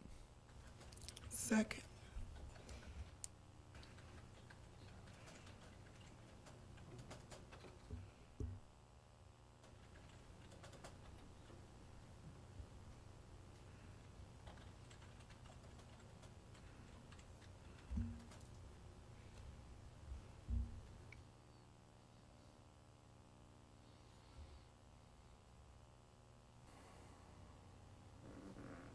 Is there any discussion on the amendment? Director Dickman. just to explain a little, thank you for coming up and speaking. Usually I am 110% behind our diversity plan. I think that Davenport schools, that we're dealing with the rumor mill most of the time, that parents hear something or they haven't looked at all the options. In this case, I think that we would be doing a disservice to the student because there are factors that go beyond what the district can work with. We can't bring her friends from Bettendorf back to Davenport and things like that. And so this is a very rare case when I will support an exception to the diversity plan. Additional discussion. Director Kluhl. I made this motion tonight with reluctance because as I read through all of the descriptions and listened tonight to those parents who came forward, there was not one that wasn't heartfelt and well thought out and for the best benefit of your children. And I understand that. I also recognize that the board has a responsibility. The board set a very clear policy for the superintendent to follow through on, recognizing that public law provides for districts with high diversity to restrict open enrollment out of district. The reason being is that it's important that we maintain an educational environment, a social environment that is optimal for education of our children. The state recognized that that low diversity in the district was in fact harmful. So the board has established this policy. And I think it's important that that we follow through with it and stand up for the policy that we've written. Superintendent Tate, as he reviewed all of those requests for exception, verified that in fact board policy was followed, that there was no opportunity, there was no situations that were presented that would have provided for not denying them enrollment opportunity. So this again is an area every year we go through, and it hurts me because I believe parents should have the opportunity to make the best decision for their children. But I also am responsible for 16,000 students in the district, and I know that I have to make decisions that aren't always in the best interest of individual students. So with reluctance, again, I think this is the best thing to do. I will not vote for the amendment because I believe we have to consider the interest of all of our students. Any additional discussion?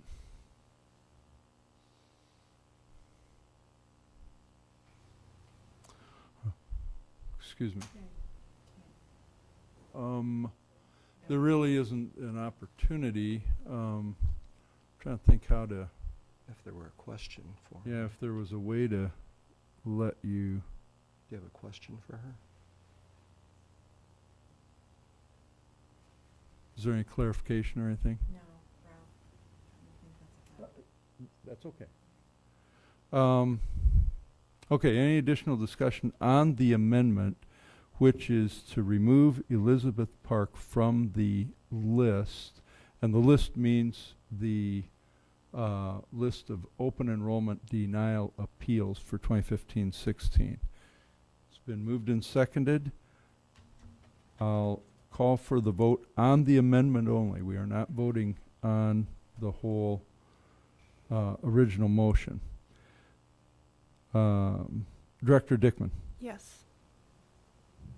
Director Hayes. Yes. Director Crumwoody. No. Director Snyder. Yes. Director Kluhl. No.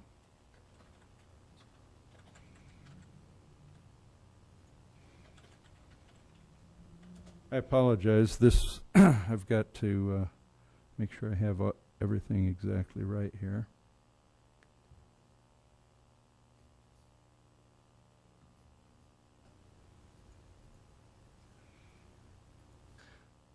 My vote is no.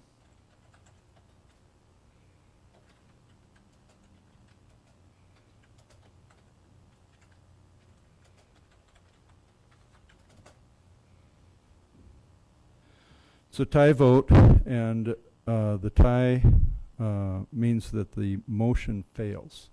So the amendment fails, and we're back to the original motion. Is there any additional discussion on the original motion?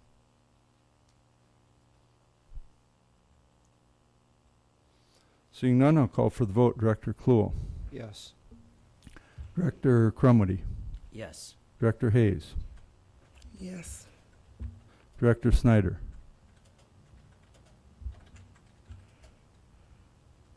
Yes. Director Dickman. Yes. Excuse me? Yes.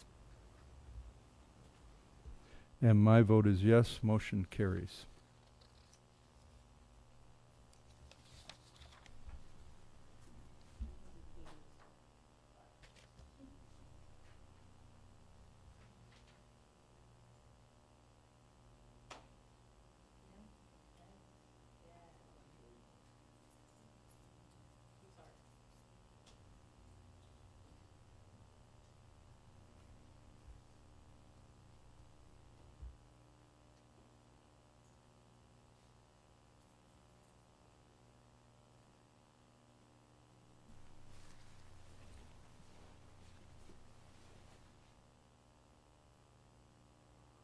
We have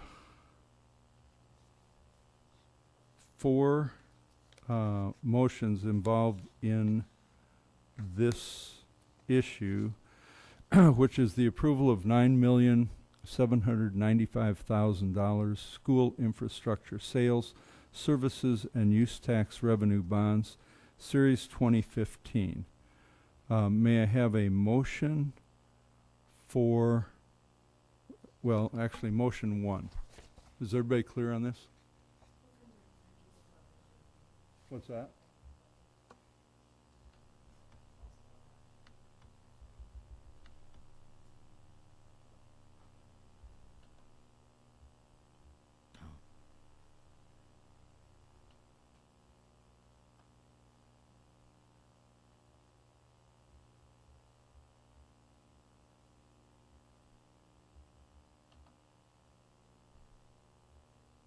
May I have a motion? Mr. President. Director Kluhl. I move the board approve the resolution appointing Bankers Trust Company of Des Moines, Iowa to serve as paying agent, bond registrar, and transfer agent, approving the paying agent, bond registrar, and transfer agent agreement, and authorizing the execution of the same as indicated in attachment A.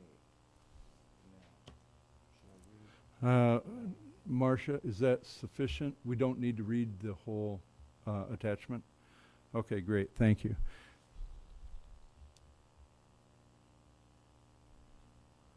Is there a second? Second.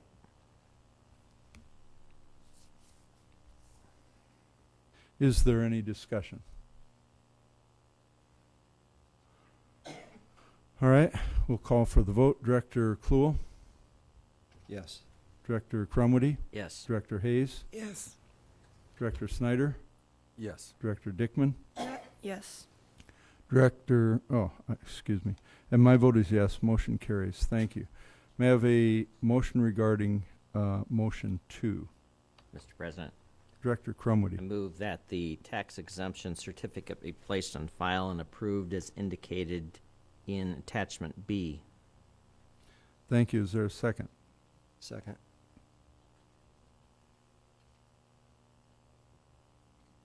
Is there any discussion? Okay, we'll call for the vote. Director Crumwitty. Yes. Director Kluhl. Yes.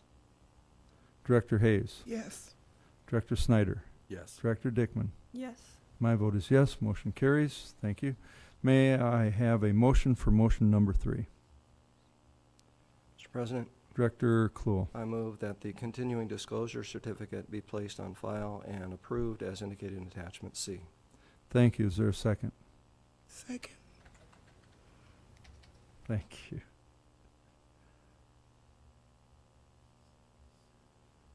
Is there any discussion? Call for the vote. Director Kluhl. Yes. Director Hayes. Yes. Director Dickman. Yes. Director Crumwitty. Yes. Director Snyder. Yes. And my vote is yes. Motion carries. Thank you. May I have a motion for motion number 4? Mr. President, Director Cluel. I move the board approve the resolution authorizing and providing for the terms of issuance and securing the payment of $9,795,000 school infrastructure sales services and use tax revenue bonds, Series 2015, of the Davenport Community School District, State of Iowa, under the provisions of Chapters 423E and 423F of the Code of Iowa, and providing for a method of payment of said bonds as indicated in Attachment D. Thank you. Is there a second? Second. Is there any discussion?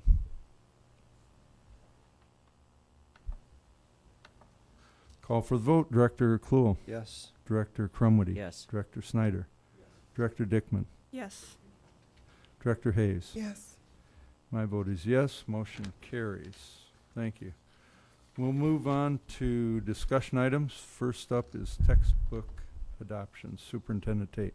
Thank you, Mr. President. Julie Suzeski, and I think supporting cast will come up and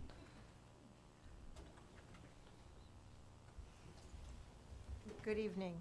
I've brought two of our specialists with me this evening, Michelle Harvey, who is our secondary language arts specialist, and Alyssa Hansel, who is our K through 12 math specialist. And we've been doing a year-long study for our adoptions for this coming year. And we're here to answer any questions and provide you any additional information. We're looking at an elementary K through 5 math adoption and a 6 through 8 language arts adoption. Oh, just 6th grade language arts, sorry. want to explain a little bit about the process? Sure. When we go into an adoption cycle, it could take up to 1 or 2 years depending on the intensity of the study. For example, in the math adoption, I'm going to let Alyssa talk to you about the extensive procedures that she used in making the decision where we're at. About 16, 17 months ago, we started the process where it was in this room, and I believe a couple of you stopped by, where we had several opportunities for all stakeholders to come in and view the products that were available using a very lengthy 8-9 page rubric. With that, we dwindled it down to 2, where we did about 9-month pilot. There were 100 teachers represented in all 19 buildings at all grade levels K through 5 that piloted both Envision and Go Math. We had them continue to fill out rubrics. We had community nights where we offered parents and other members to come in to learn more about the product and voice their opinion. We did a blind study for any teacher that wasn't piloting to view a lesson from each curriculum and determine what was a better fit. I think off the top of my head. Those are about other things we did. And it was very grueling. There was a 50-50 split, so we had to do extensive things to determine which was the best fit for Davenport schools. And Envision was the curriculum chosen.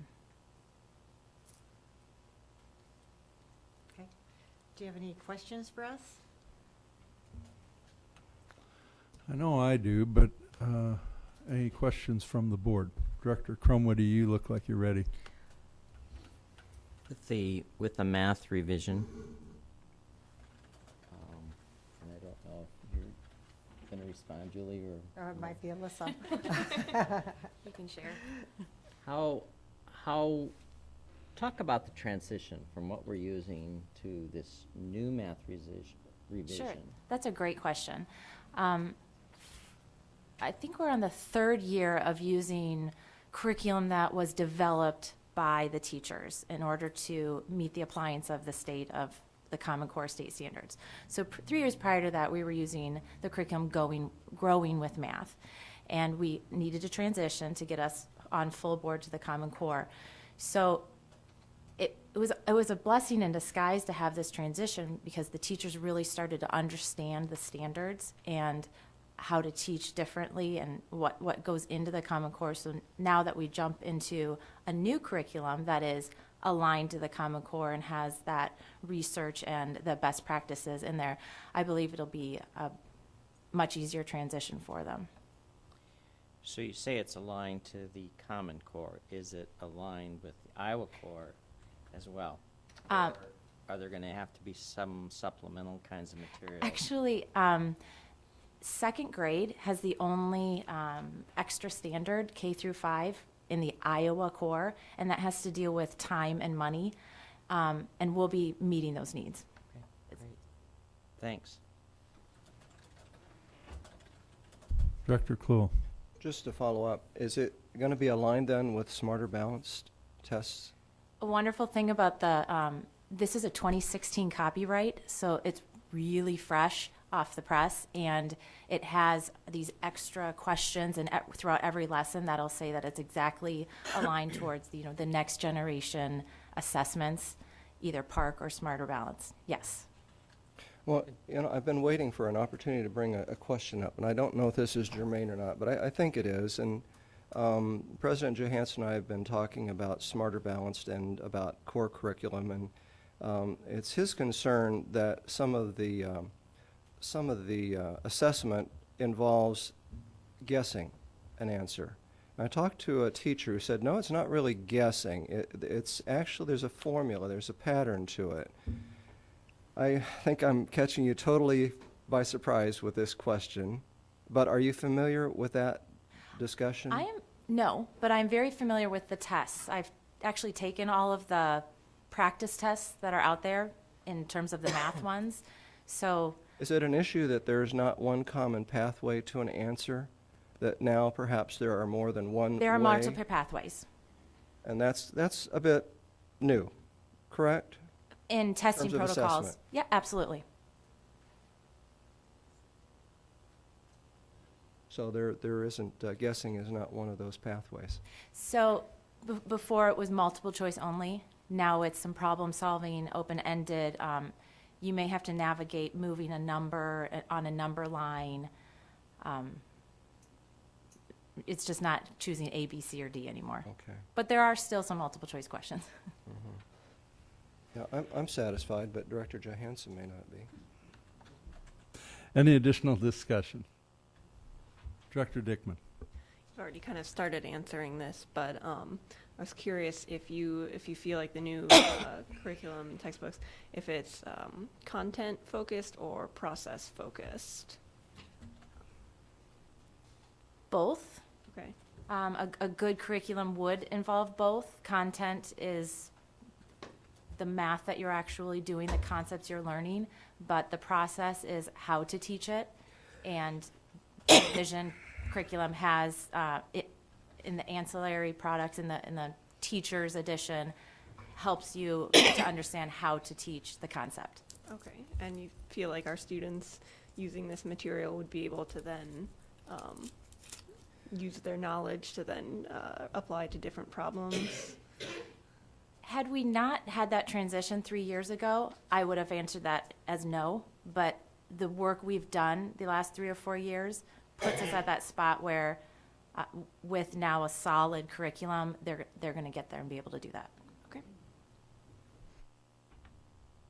Any additional discussion? This is usually brought up every year, and I was waiting for Director Kluhl to bring it up. When we talk about textbook versus technology. And can you talk a little bit about why you think the committee members chose to go again with the textbook route versus technology?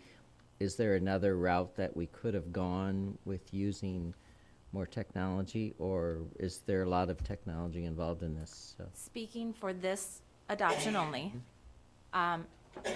everything that the textbook that they have, which is a consumable product, that we got at a very, very good price, mind you, is available online. All the kids will be able to go, the parents will be able to go home. Any student in Davenport schools will have an account that they can access it all online.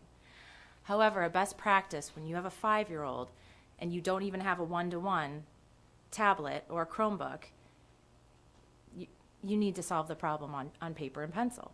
So at this point with math, which is kind of the evil stepchild when it comes to technology, it's better to write your work on paper and pencil.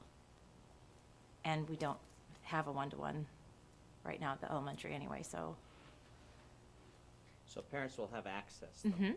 That's great. And on top of that, there's games to do, not just the textbook itself. There's many other opportunities on the online piece. I'm glad to hear that about parents because I think that's been a pretty big issue with parents not understanding the core and the way math is being taught. And maybe this will help in also helping to assist parents in understanding that. And it is different. Mm-hmm. So, And I'll add that it also comes in Spanish. great. So some of the only Spanish-speaking kids will get a textbook 100% in Spanish. Okay. Thanks. Thanks, Alyssa.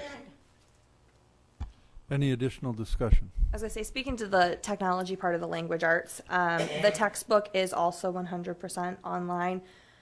In the classroom, we are not one-to-one at all of our middle schools. Smart and JB, that would work. But because technology can sometimes be unreliable at this point for our district, we made sure that we had enough so that every sixth grade classroom had a class set. We have several extras ordered for students with individual education plans, if they have an extended leave for health reasons. But at home, those students who do have technology will be able to access the textbook online. It's a 90-minute class, though, so there will be very rare opportunities where they would need to be taking it home. The majority of their at-home work would be more writing-based than literature-based. So. Additional discussion?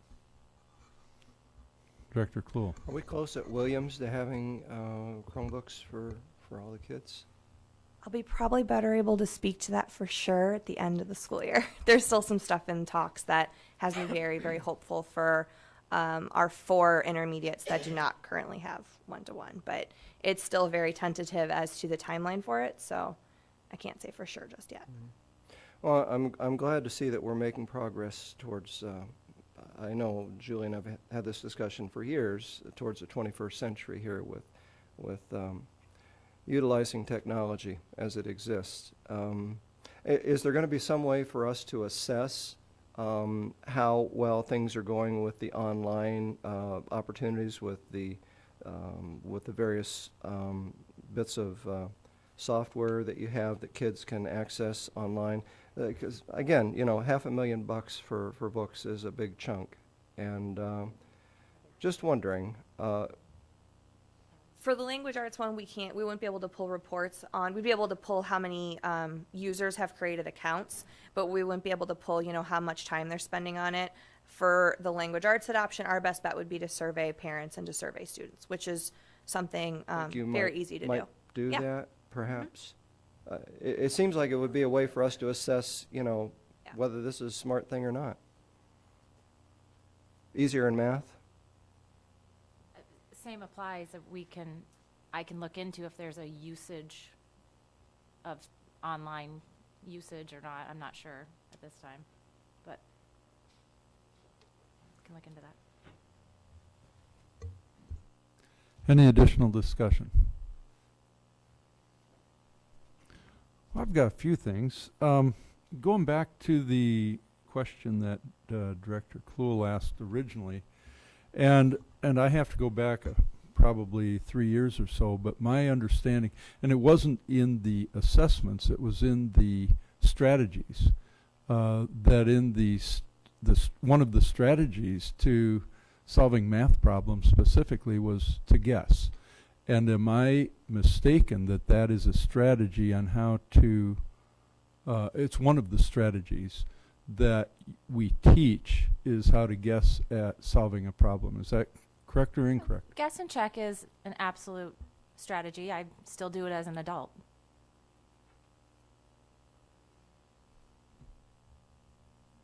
Are you looking for more? Gotcha.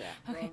So if you don't know the answer to a question, you have nowhere to start, versus putting it aside and not doing anything, you could start by guessing and get to yourself to a reasonable answer.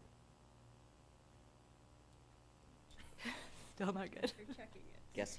After checking it. Estimated. It's no. If you look at the strategy, it's pure guessing, and I was pretty frustrated. My background, of course, is engineering, which is a lot of math and science, and I've never been taught to guess. I've been taught a lot of estimating, but that's a lot different.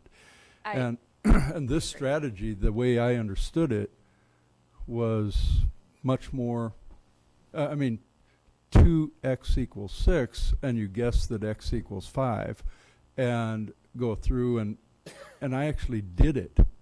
I went through. There was a whole page on how to guess, and it took me about 15 minutes to come up with an answer like that. So if I can reply one more Sure, time. sure.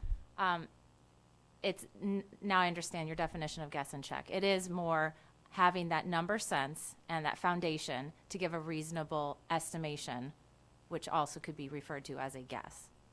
That's the way we're teaching it. All right. I'm just saying I don't like it. And I think that a majority of people don't understand. And that's something that Director Crumwoody kind of alluded to as parents not understanding. But I would say the vast majority of community members, students, board members, Department of Education, and others don't really understand a lot of this. And so whenever you have come up, I have asked that at least that you have a personal conviction that this is the right thing to do. So if you have 5/8 and a student doesn't understand 5/8, but they realize that 1/2, which is similar, equivalent to 4/8, that's using that understanding of their math to say, gosh, I can't work with 5/8, but I can work with 4/8, which is 1/2, and thinking, using that estimation and that mathematical understanding to say, this answer is going to be about such and such because 5/8 is close to 1/2. And that's very distinct in the lessons and in the curriculum. And maybe if we called it estimating instead of guessing. It's not called guess and check in the curriculum. Okay. Well, in the book that I read, that's what it was called. So, anyway, we're getting down in the weeds again. I want to go back to the technology part, though. Looking at the numbers, it looks like you must be serving about 1,000 students in each grade. Is that about right? I mean, you've got $86 per book, and it comes out to about 86,000 total dollars. The dollars were identified by what we were capped at per grade level. So we cap at 22 at kindergarten, 21, and it goes up to maybe 25 in 4th and 5th grade. And is that the question of how many? No. We indicate in your total $500,000. Yeah. So for grade 1 textbook, the per book cost is $85.97. Yes. The total cost is $85,454. I'm just guesstimating that that would be about 1,000 total students or 1,000 total books that you're buying. Is that correct? For K through 5? No, for grade 1. Oh. It was it's more than that More than that. because we got free stuff too. Okay. It's about 1,000 So, students per grade level. for example, in kindergarten, it's 1,300. We are only paying for 957. Okay, so you're paying for 1,000, but you're getting 1,300. Yes. Okay, and is that applicable in each case, in each grade level? Yes. And the 1,300, how does that compare to the number of students that you have to serve? It is the number. It is the number. So we have enough textbooks for the students, and do we have extras? We have extras. As I was getting to before, wherever we capped it at, if Right. kindergarten was at 22, there may be a teacher that only has 18 students. But every year for 6 years, they will always we're paying this one time. in previous adoptions, we may be paying year after year. This is one time for 6 years. So both of you talked about the one-to-one issue, and I couldn't tell from the way you discussed it whether that's a one of your visions or just commentary. Is it something that you think we should move to? We will move to? What's your thoughts on that? Yes, and I think Michelle would speak. Yeah. I know we are going specifically for language arts. I know that the plan for one-to-one rollout is for middle school language arts to be one of the next areas. We've had a lot of success with one-to-one at high school language arts, so we're bringing it down to middle school. It's just at this point, we can't base our textbook numbers on that in case that doesn't come through next year.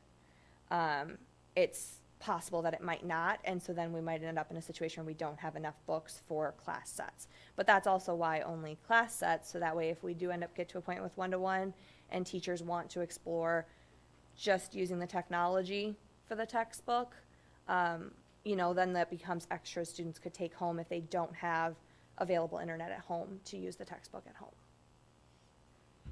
So there's such an interaction between, say, curriculum and technology and board responsibility and direction and all this. And that's kind of where I'm going, is that if the board said we should do this, and it sounds like you're saying we should say that. Is that correct? Should say going to one-to-one, or Yes. should say like not ordering as many textbooks? I just trying to Maybe figure out which maybe part. both. I mean, I don't know. It's a complex issue, I think. But you two or three probably have a better answer than we do. I think supporting one-to-one is huge. I think it's great for our district, and we've had a lot of really positive responses from those high school students have been able to experience it in their language arts classes. All the students at SMART, you know, the students at JB, they've really enjoyed that technology. We've done surveys of them and had positive feedback. Speaking as a language arts person, AKA a book lover, it's really hard for me to say to stop ordering hard copies of books. I think there's just something there about the physicality of a book that not all of our students are exposed to at home. And so when we stop exposing them to it here in school, that hurts my heart a little bit. So I'm probably the wrong person to ask about getting rid of books. But someday we may get to that point. I just don't think our kids are at a point yet where they're ready for that. They're easing into it. Okay, I got one opinion. What are you thinking? I completely support one-to-one. However, with math, you need, I would envision you need a tablet and a writing device that you can write on it, because you go even from 5-year-olds who are just learning how to use a electronic device to AP Calculus students who have to do complex graphing. If you can't write on the tablet yourself, you're already using paper to do all of your math work anyway, so why not use the textbook paper versus notebook paper? Or, you know, you'd have to translate everything from the one-to-one device to a piece of paper, because it's very difficult to do complex problems using equation editor. All right, thank you. Well, excuse me, student board members. That's what I was gonna Yeah. ask. What do you weigh in on this? Being an AP Calculus student myself, I do have to say I would prefer pen and paper over an iPad or whatever you're writing on any day, just because I can spread out with it, move it around. And I personally don't mind using my calculator instead of an iPad or an equation editor, since mine actually has one. And I would definitely recommend paper for anybody in calculus.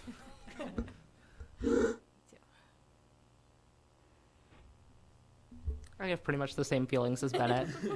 Keep short. Director Kluhl. I'm curious what you both feel about the future. Are the kids in second grade going to feel differently than you, do you think? You're closer to this than we are. What do you think?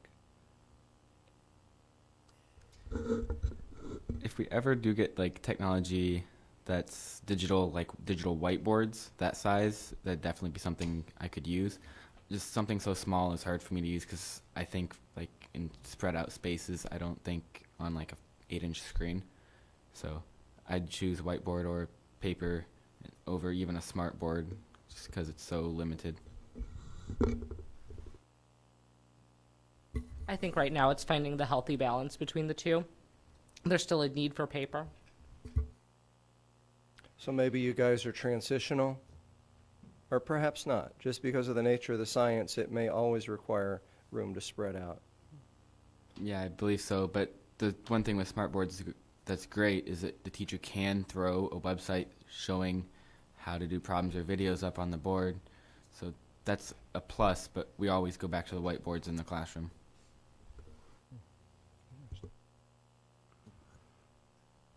I had one more question regarding the assessments that Director Klul asked about. And my question regarding those is, are the assessments aligned with the curriculum? The district, like end of term assessments? Whatever assessments that... Oh, Smarter that, Balance? Yep. Yes. They are? Yes. So we're in good shape? Yes.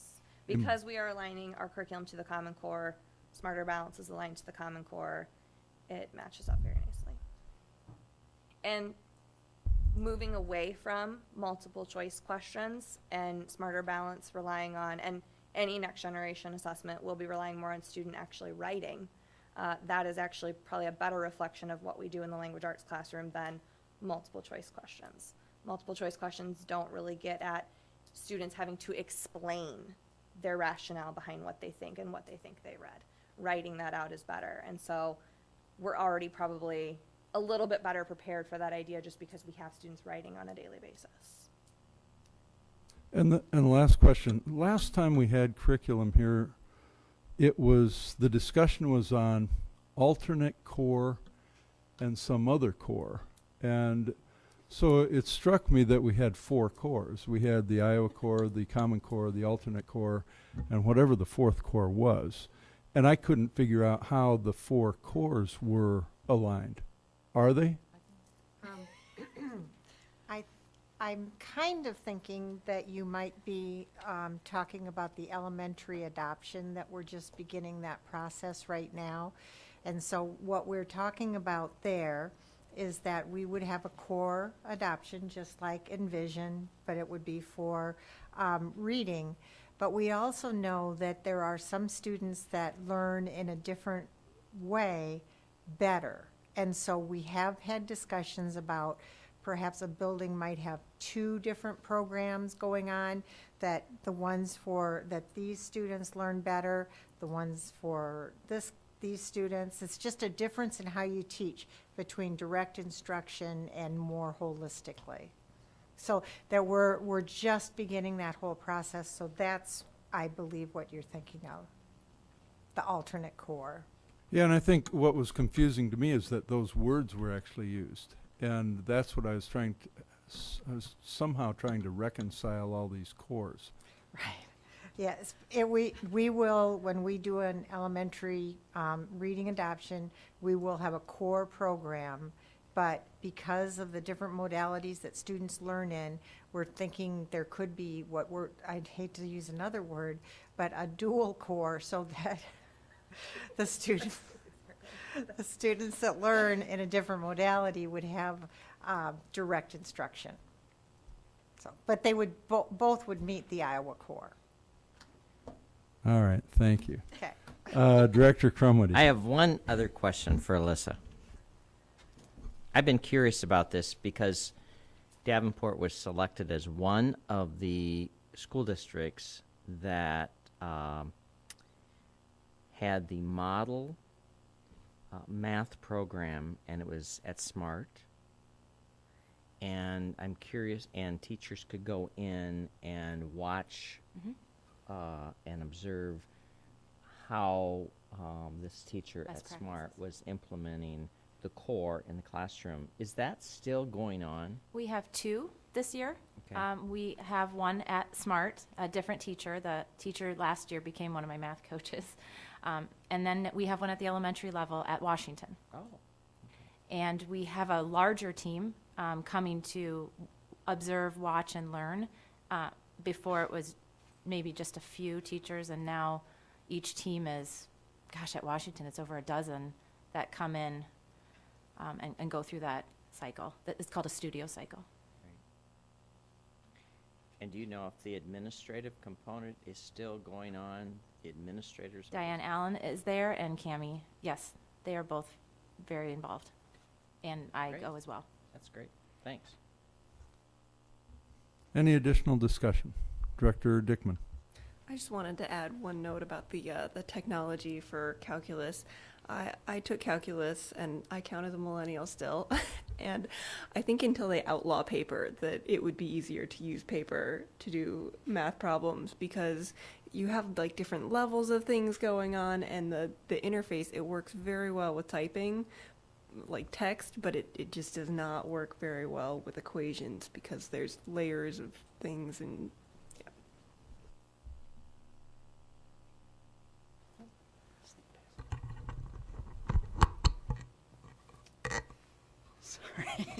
I'm sorry, I thought you were going to say something. Okay, is there any additional discussion? Oh, sure. Going off to what Director Dickman said, I actually use whiteboard markers on my windows before I use my computer. So. Anybody else? Director Kluhl. Well, I mean, my major was in psychology, so what do I know? That's it. Anybody else? All right. Well, thank you very much for your presentation. Appreciate the information and the opportunity to discuss this. The next issue is a legislative update. It's 8:15, Director Kluhl. Can you guesstimate how long this discussion will go? 5 minutes. 5 minutes. Why don't we go ahead and take care of that discussion, then we won't take a recess. All right. Just a real short update on where we're at in terms of legislation. About 5-6 years ago, we started a process to look at the state funding formula because we recognized that it was inherently unequal for some students versus others. And so therefore, our students with the shirts worth less. I'm worth less. This year, we got critical mass. We moved forward with it. A large part of it was our students. Also, our superintendent coming out front and saying that he was willing to utilize funds that we don't have authority for. So what we've done, Senate Study Bill 1254, as most of you know, was a bill that died in the Education Committee in the Senate. However, a week ago, it was revived as House Study Bill 240 in the House of Representatives. About 2 weeks ago, we traveled to Des Moines, a number of us, and talked with Governor Branstad, Lieutenant Governor Reynolds, about the issue of the funding formula and equality for all students in the state of Iowa. He was very conscript, very polite.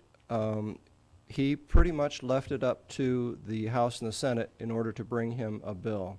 Very concerned about the property tax issues, as were all of the Republicans that we talked to. We also talked with Senate Majority Leader Gronstal, who fully supported us, said that if it came forward, he would certainly move it forward in the Senate. Senator Dvorsky, Senator Smith, who actually provided the opportunity for us to talk with Governor Branstad and Lieutenant Governor Reynolds, and Senator Singh. Representatives we talked to, House Speaker Paulson was the most supportive legislator that we talked to during the entire day. He said that, in fact, if this legislation, as it was written, came forward and did not include increased property taxes, he would support it. So that was very important to us. We also talked with Education Chair Jorgensen and Representative Forrestall, all in leadership positions, and they were more acquisitive.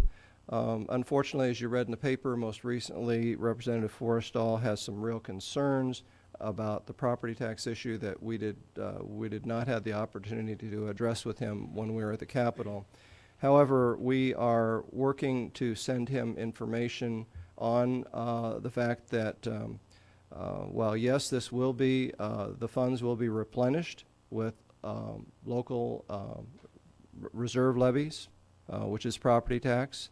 In fact, what we need to do is to move forward with this interim solution, and within 5 years, we need to have a permanent solution to the funding formula itself. That is, the funding formula needs to be rewritten. So our proposal, that is House Study Bill 240, is an interim solution that gives the legislature the opportunity to create a permanent fix in the funding formula itself. And it will, the concern about property tax will push legislators to make that happen. So we think we have a win there.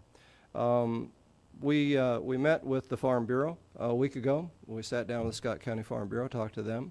They were very supportive of what we're doing. They have a very progressive education plank, most surprising. They've been talking about equality in funding for some time. I think the most recent revision was 2012, that they had written that all students should be treated equally in the state of Iowa funding-wise. Unfortunately, the lobbyists for the Farm Bureau are currently against our bill.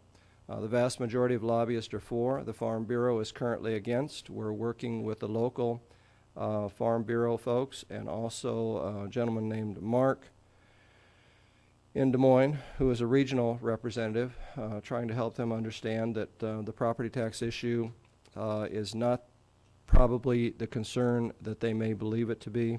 Also, the American Business Institute is lined up against. We're working with the Chamber of Commerce, and they are crafting a paper of support, letter of support to House leadership on the issue of businesses.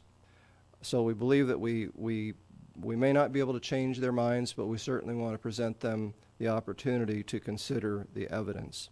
So at the current time, the subcommittee of the House Ways and Means Committee, the subcommittee of the House Ways and Means Committee met last week initially, and Representatives Gaskill, Forrestall, and Nunn are on that subcommittee. Representative Forrestall is chairing that. Of those three people, Representative Gaskill supports. The other two representatives are not entirely behind it yet, but again, we are working with them to provide them the information that they need. In fact, Margaret Buckton from the Urban Education Network talked with Representative Forrestall today. I have not yet heard back on how that conversation went, but she has a way of providing information that certainly makes people feel comfortable.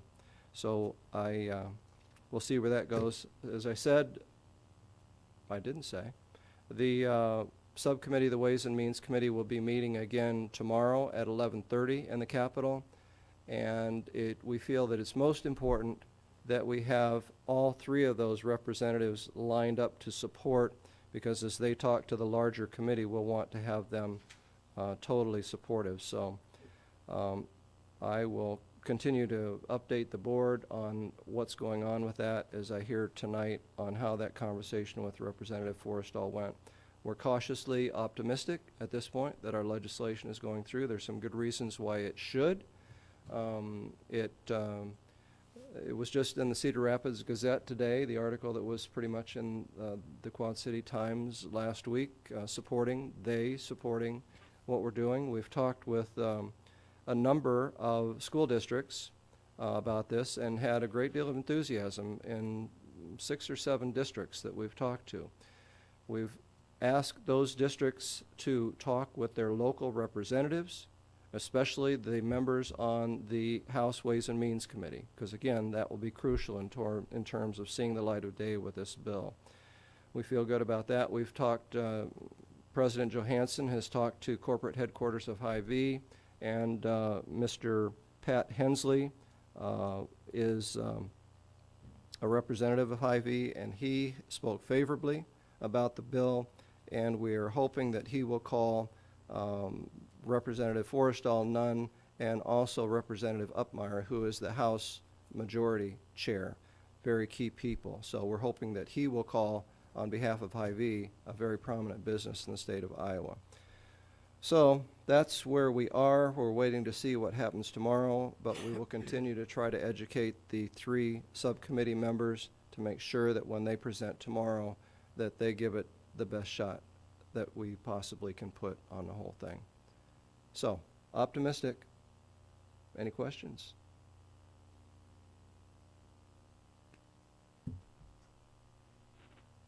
Oh, I thought you were going to ask a question. Oh, all right. All right. Oh, great. Go ahead. Yeah, I have a question. Did we get any more information on that 2% issue? Because that's one I really wanted to discuss if we had something to discuss. We, one of the districts that was very responsive to our issue with 240 was Cedar Rapids. Mary Meisterling, the board chair, is working with local legislators, as are her board members. She also had a proposal that the legislature might add 2%. It's the words I want to use with that 2%. One-time 2% funding, much like we did with funding 2 years ago. We haven't had further discussion with her yet on that, so we're not sure where she's going with that or whether we can support that at this point. It may be that it is part of a leveraging opportunity that she's taking, but until we hear back from her on that, we don't know for sure. But they are supportive in Cedar Rapids, as is Mason City, very supportive. So we'll continue to work with those folks as we can. Yes, President Johansson. Thank you. So, one of my concerns is that we're getting up to the end of the session. And as I've thought about the Legislative Advocacy Committee, and I think about our board, and I appreciate the updates that you've given, but I've wondered too whether the rest of the board, should we somehow be more engaged? Are we appropriately engaged? Is there more that the board should know or be involved with? And that I'd like to talk about that a little bit during this update, if that's okay. Yeah, it's an issue that we've talked about, and you know, we did ask the board to contact our local legislators on the Ways and Means Committee. That would be Representative Miller, and I presume board members probably have had discussions with her. Other than that, you know, there are certainly communications that could take place between board members and other districts, and Director Hayes has facilitated that with Waterloo. Made us a good point of contact there because she had a cousin in Waterloo who knew a board member, and so we were able to make some connections there. But I would like to hear from board members in terms of what additional involvement they might like to have in this process. This is something that the Legislative Advocacy Committee has taken on as our project, just as the Poverty Committee has taken on the issue of poverty, but we're all involved with it. And if there's a role that board members would like to play, I would certainly be open to entertaining that. If you want to talk now, or being as Director Snyder is already packed up and ready to go, maybe you will talk to me later on, as you guys are. And I've said enough. All right, enough. Talk to me later if you like. Well, 5 minutes is 5 minutes. I know, but I still, if we don't talk about it at the board level, it's going to be hard for individuals to get involved. We have the committee, and the committee already has 3 board members on it. And so that's why I wanted to bring it up now, just to make sure that we aren't missing opportunities. So even though you might talk with Director Kluel later. Later might only be another couple weeks. We don't know how long the session is going to go. And I don't want to take over the meeting yet. I want to make sure that if anybody has anything to say publicly, that you go ahead and say it to Director Kluel now. I know I've emailed all the members of the conference committee, and I've talked to all our local representatives at the forum. So if there's anything above and beyond that, besides going to Des Moines at this time, feel free to. I think I don't know what the best channel would be. I know I've always tried to encourage members of the public and friends to get involved. We do have a quasi Facebook page we could try to do that with or something. I don't know, but I guess I would like to task the Legislative Advocacy Committee with finding a good method of dissemination for letting the public know what way they can advocate. Yeah, it's something that the Advocacy Committee has always accepted as a challenge. And, we've been fortunate to have people like Julie and Bob and Vera and other folks working with us to advocate and providing opportunities for advocacy. But that is always important. We're really finding at this point that the most effective communications are with those, with Representative Upmeyer and the House Ways and Means Subcommittee members, which I'm glad you've contacted them all. But most important is what we're doing right now to get districts where those representatives live to contact them. It's just very apparent that if you are from outside of a representative's district, you don't get the same kind of look at that you do if you're within the district. So we've really been focusing on messaging on a focused manner. And we're also working on businesses, and I know Director Crumwoody has got a local businessman that he's working with because we believe that it's interesting, and I'll quit with this because I could go on, but very interesting that legislators, when they look at organizations, education, mental health, we're all coming to them asking for funding. Organizations like Farm Bureau, they come and they're putting money into the system. So, in fact, when we go to the legislature, it's hard for us to make a point with them because they have people that are bringing in money and we're seen as those who are taking out. So it's kind of an interesting scenario that when we talked to legislators this year that we discovered. And of course it only makes sense. I mean, not that we don't provide a useful function, but it's very long term and it's not widgets and it's not direct dollars coming in.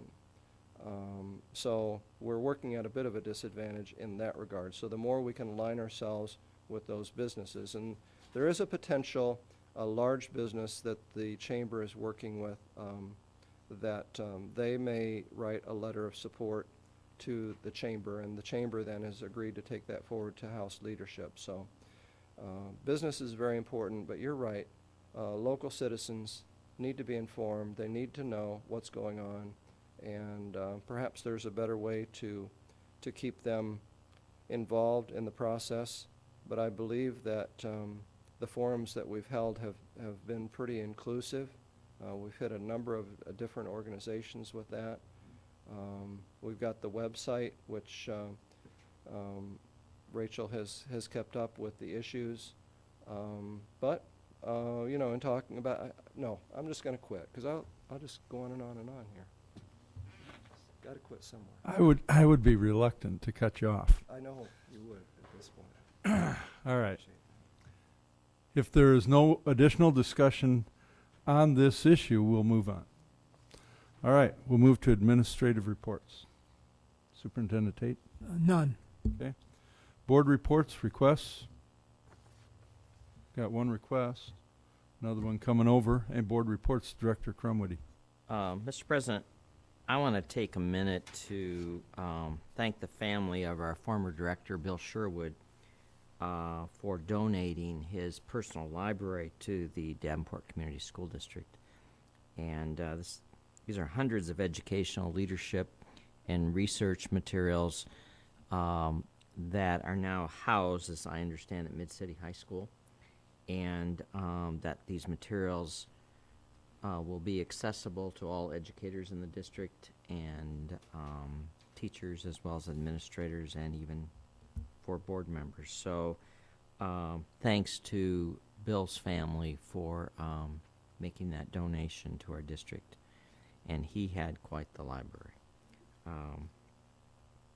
Also, on the upcoming events, I just didn't notice tomorrow night is the AEA board superintendent meeting at the AEA where boards from around the AEA get together with superintendents from around the area.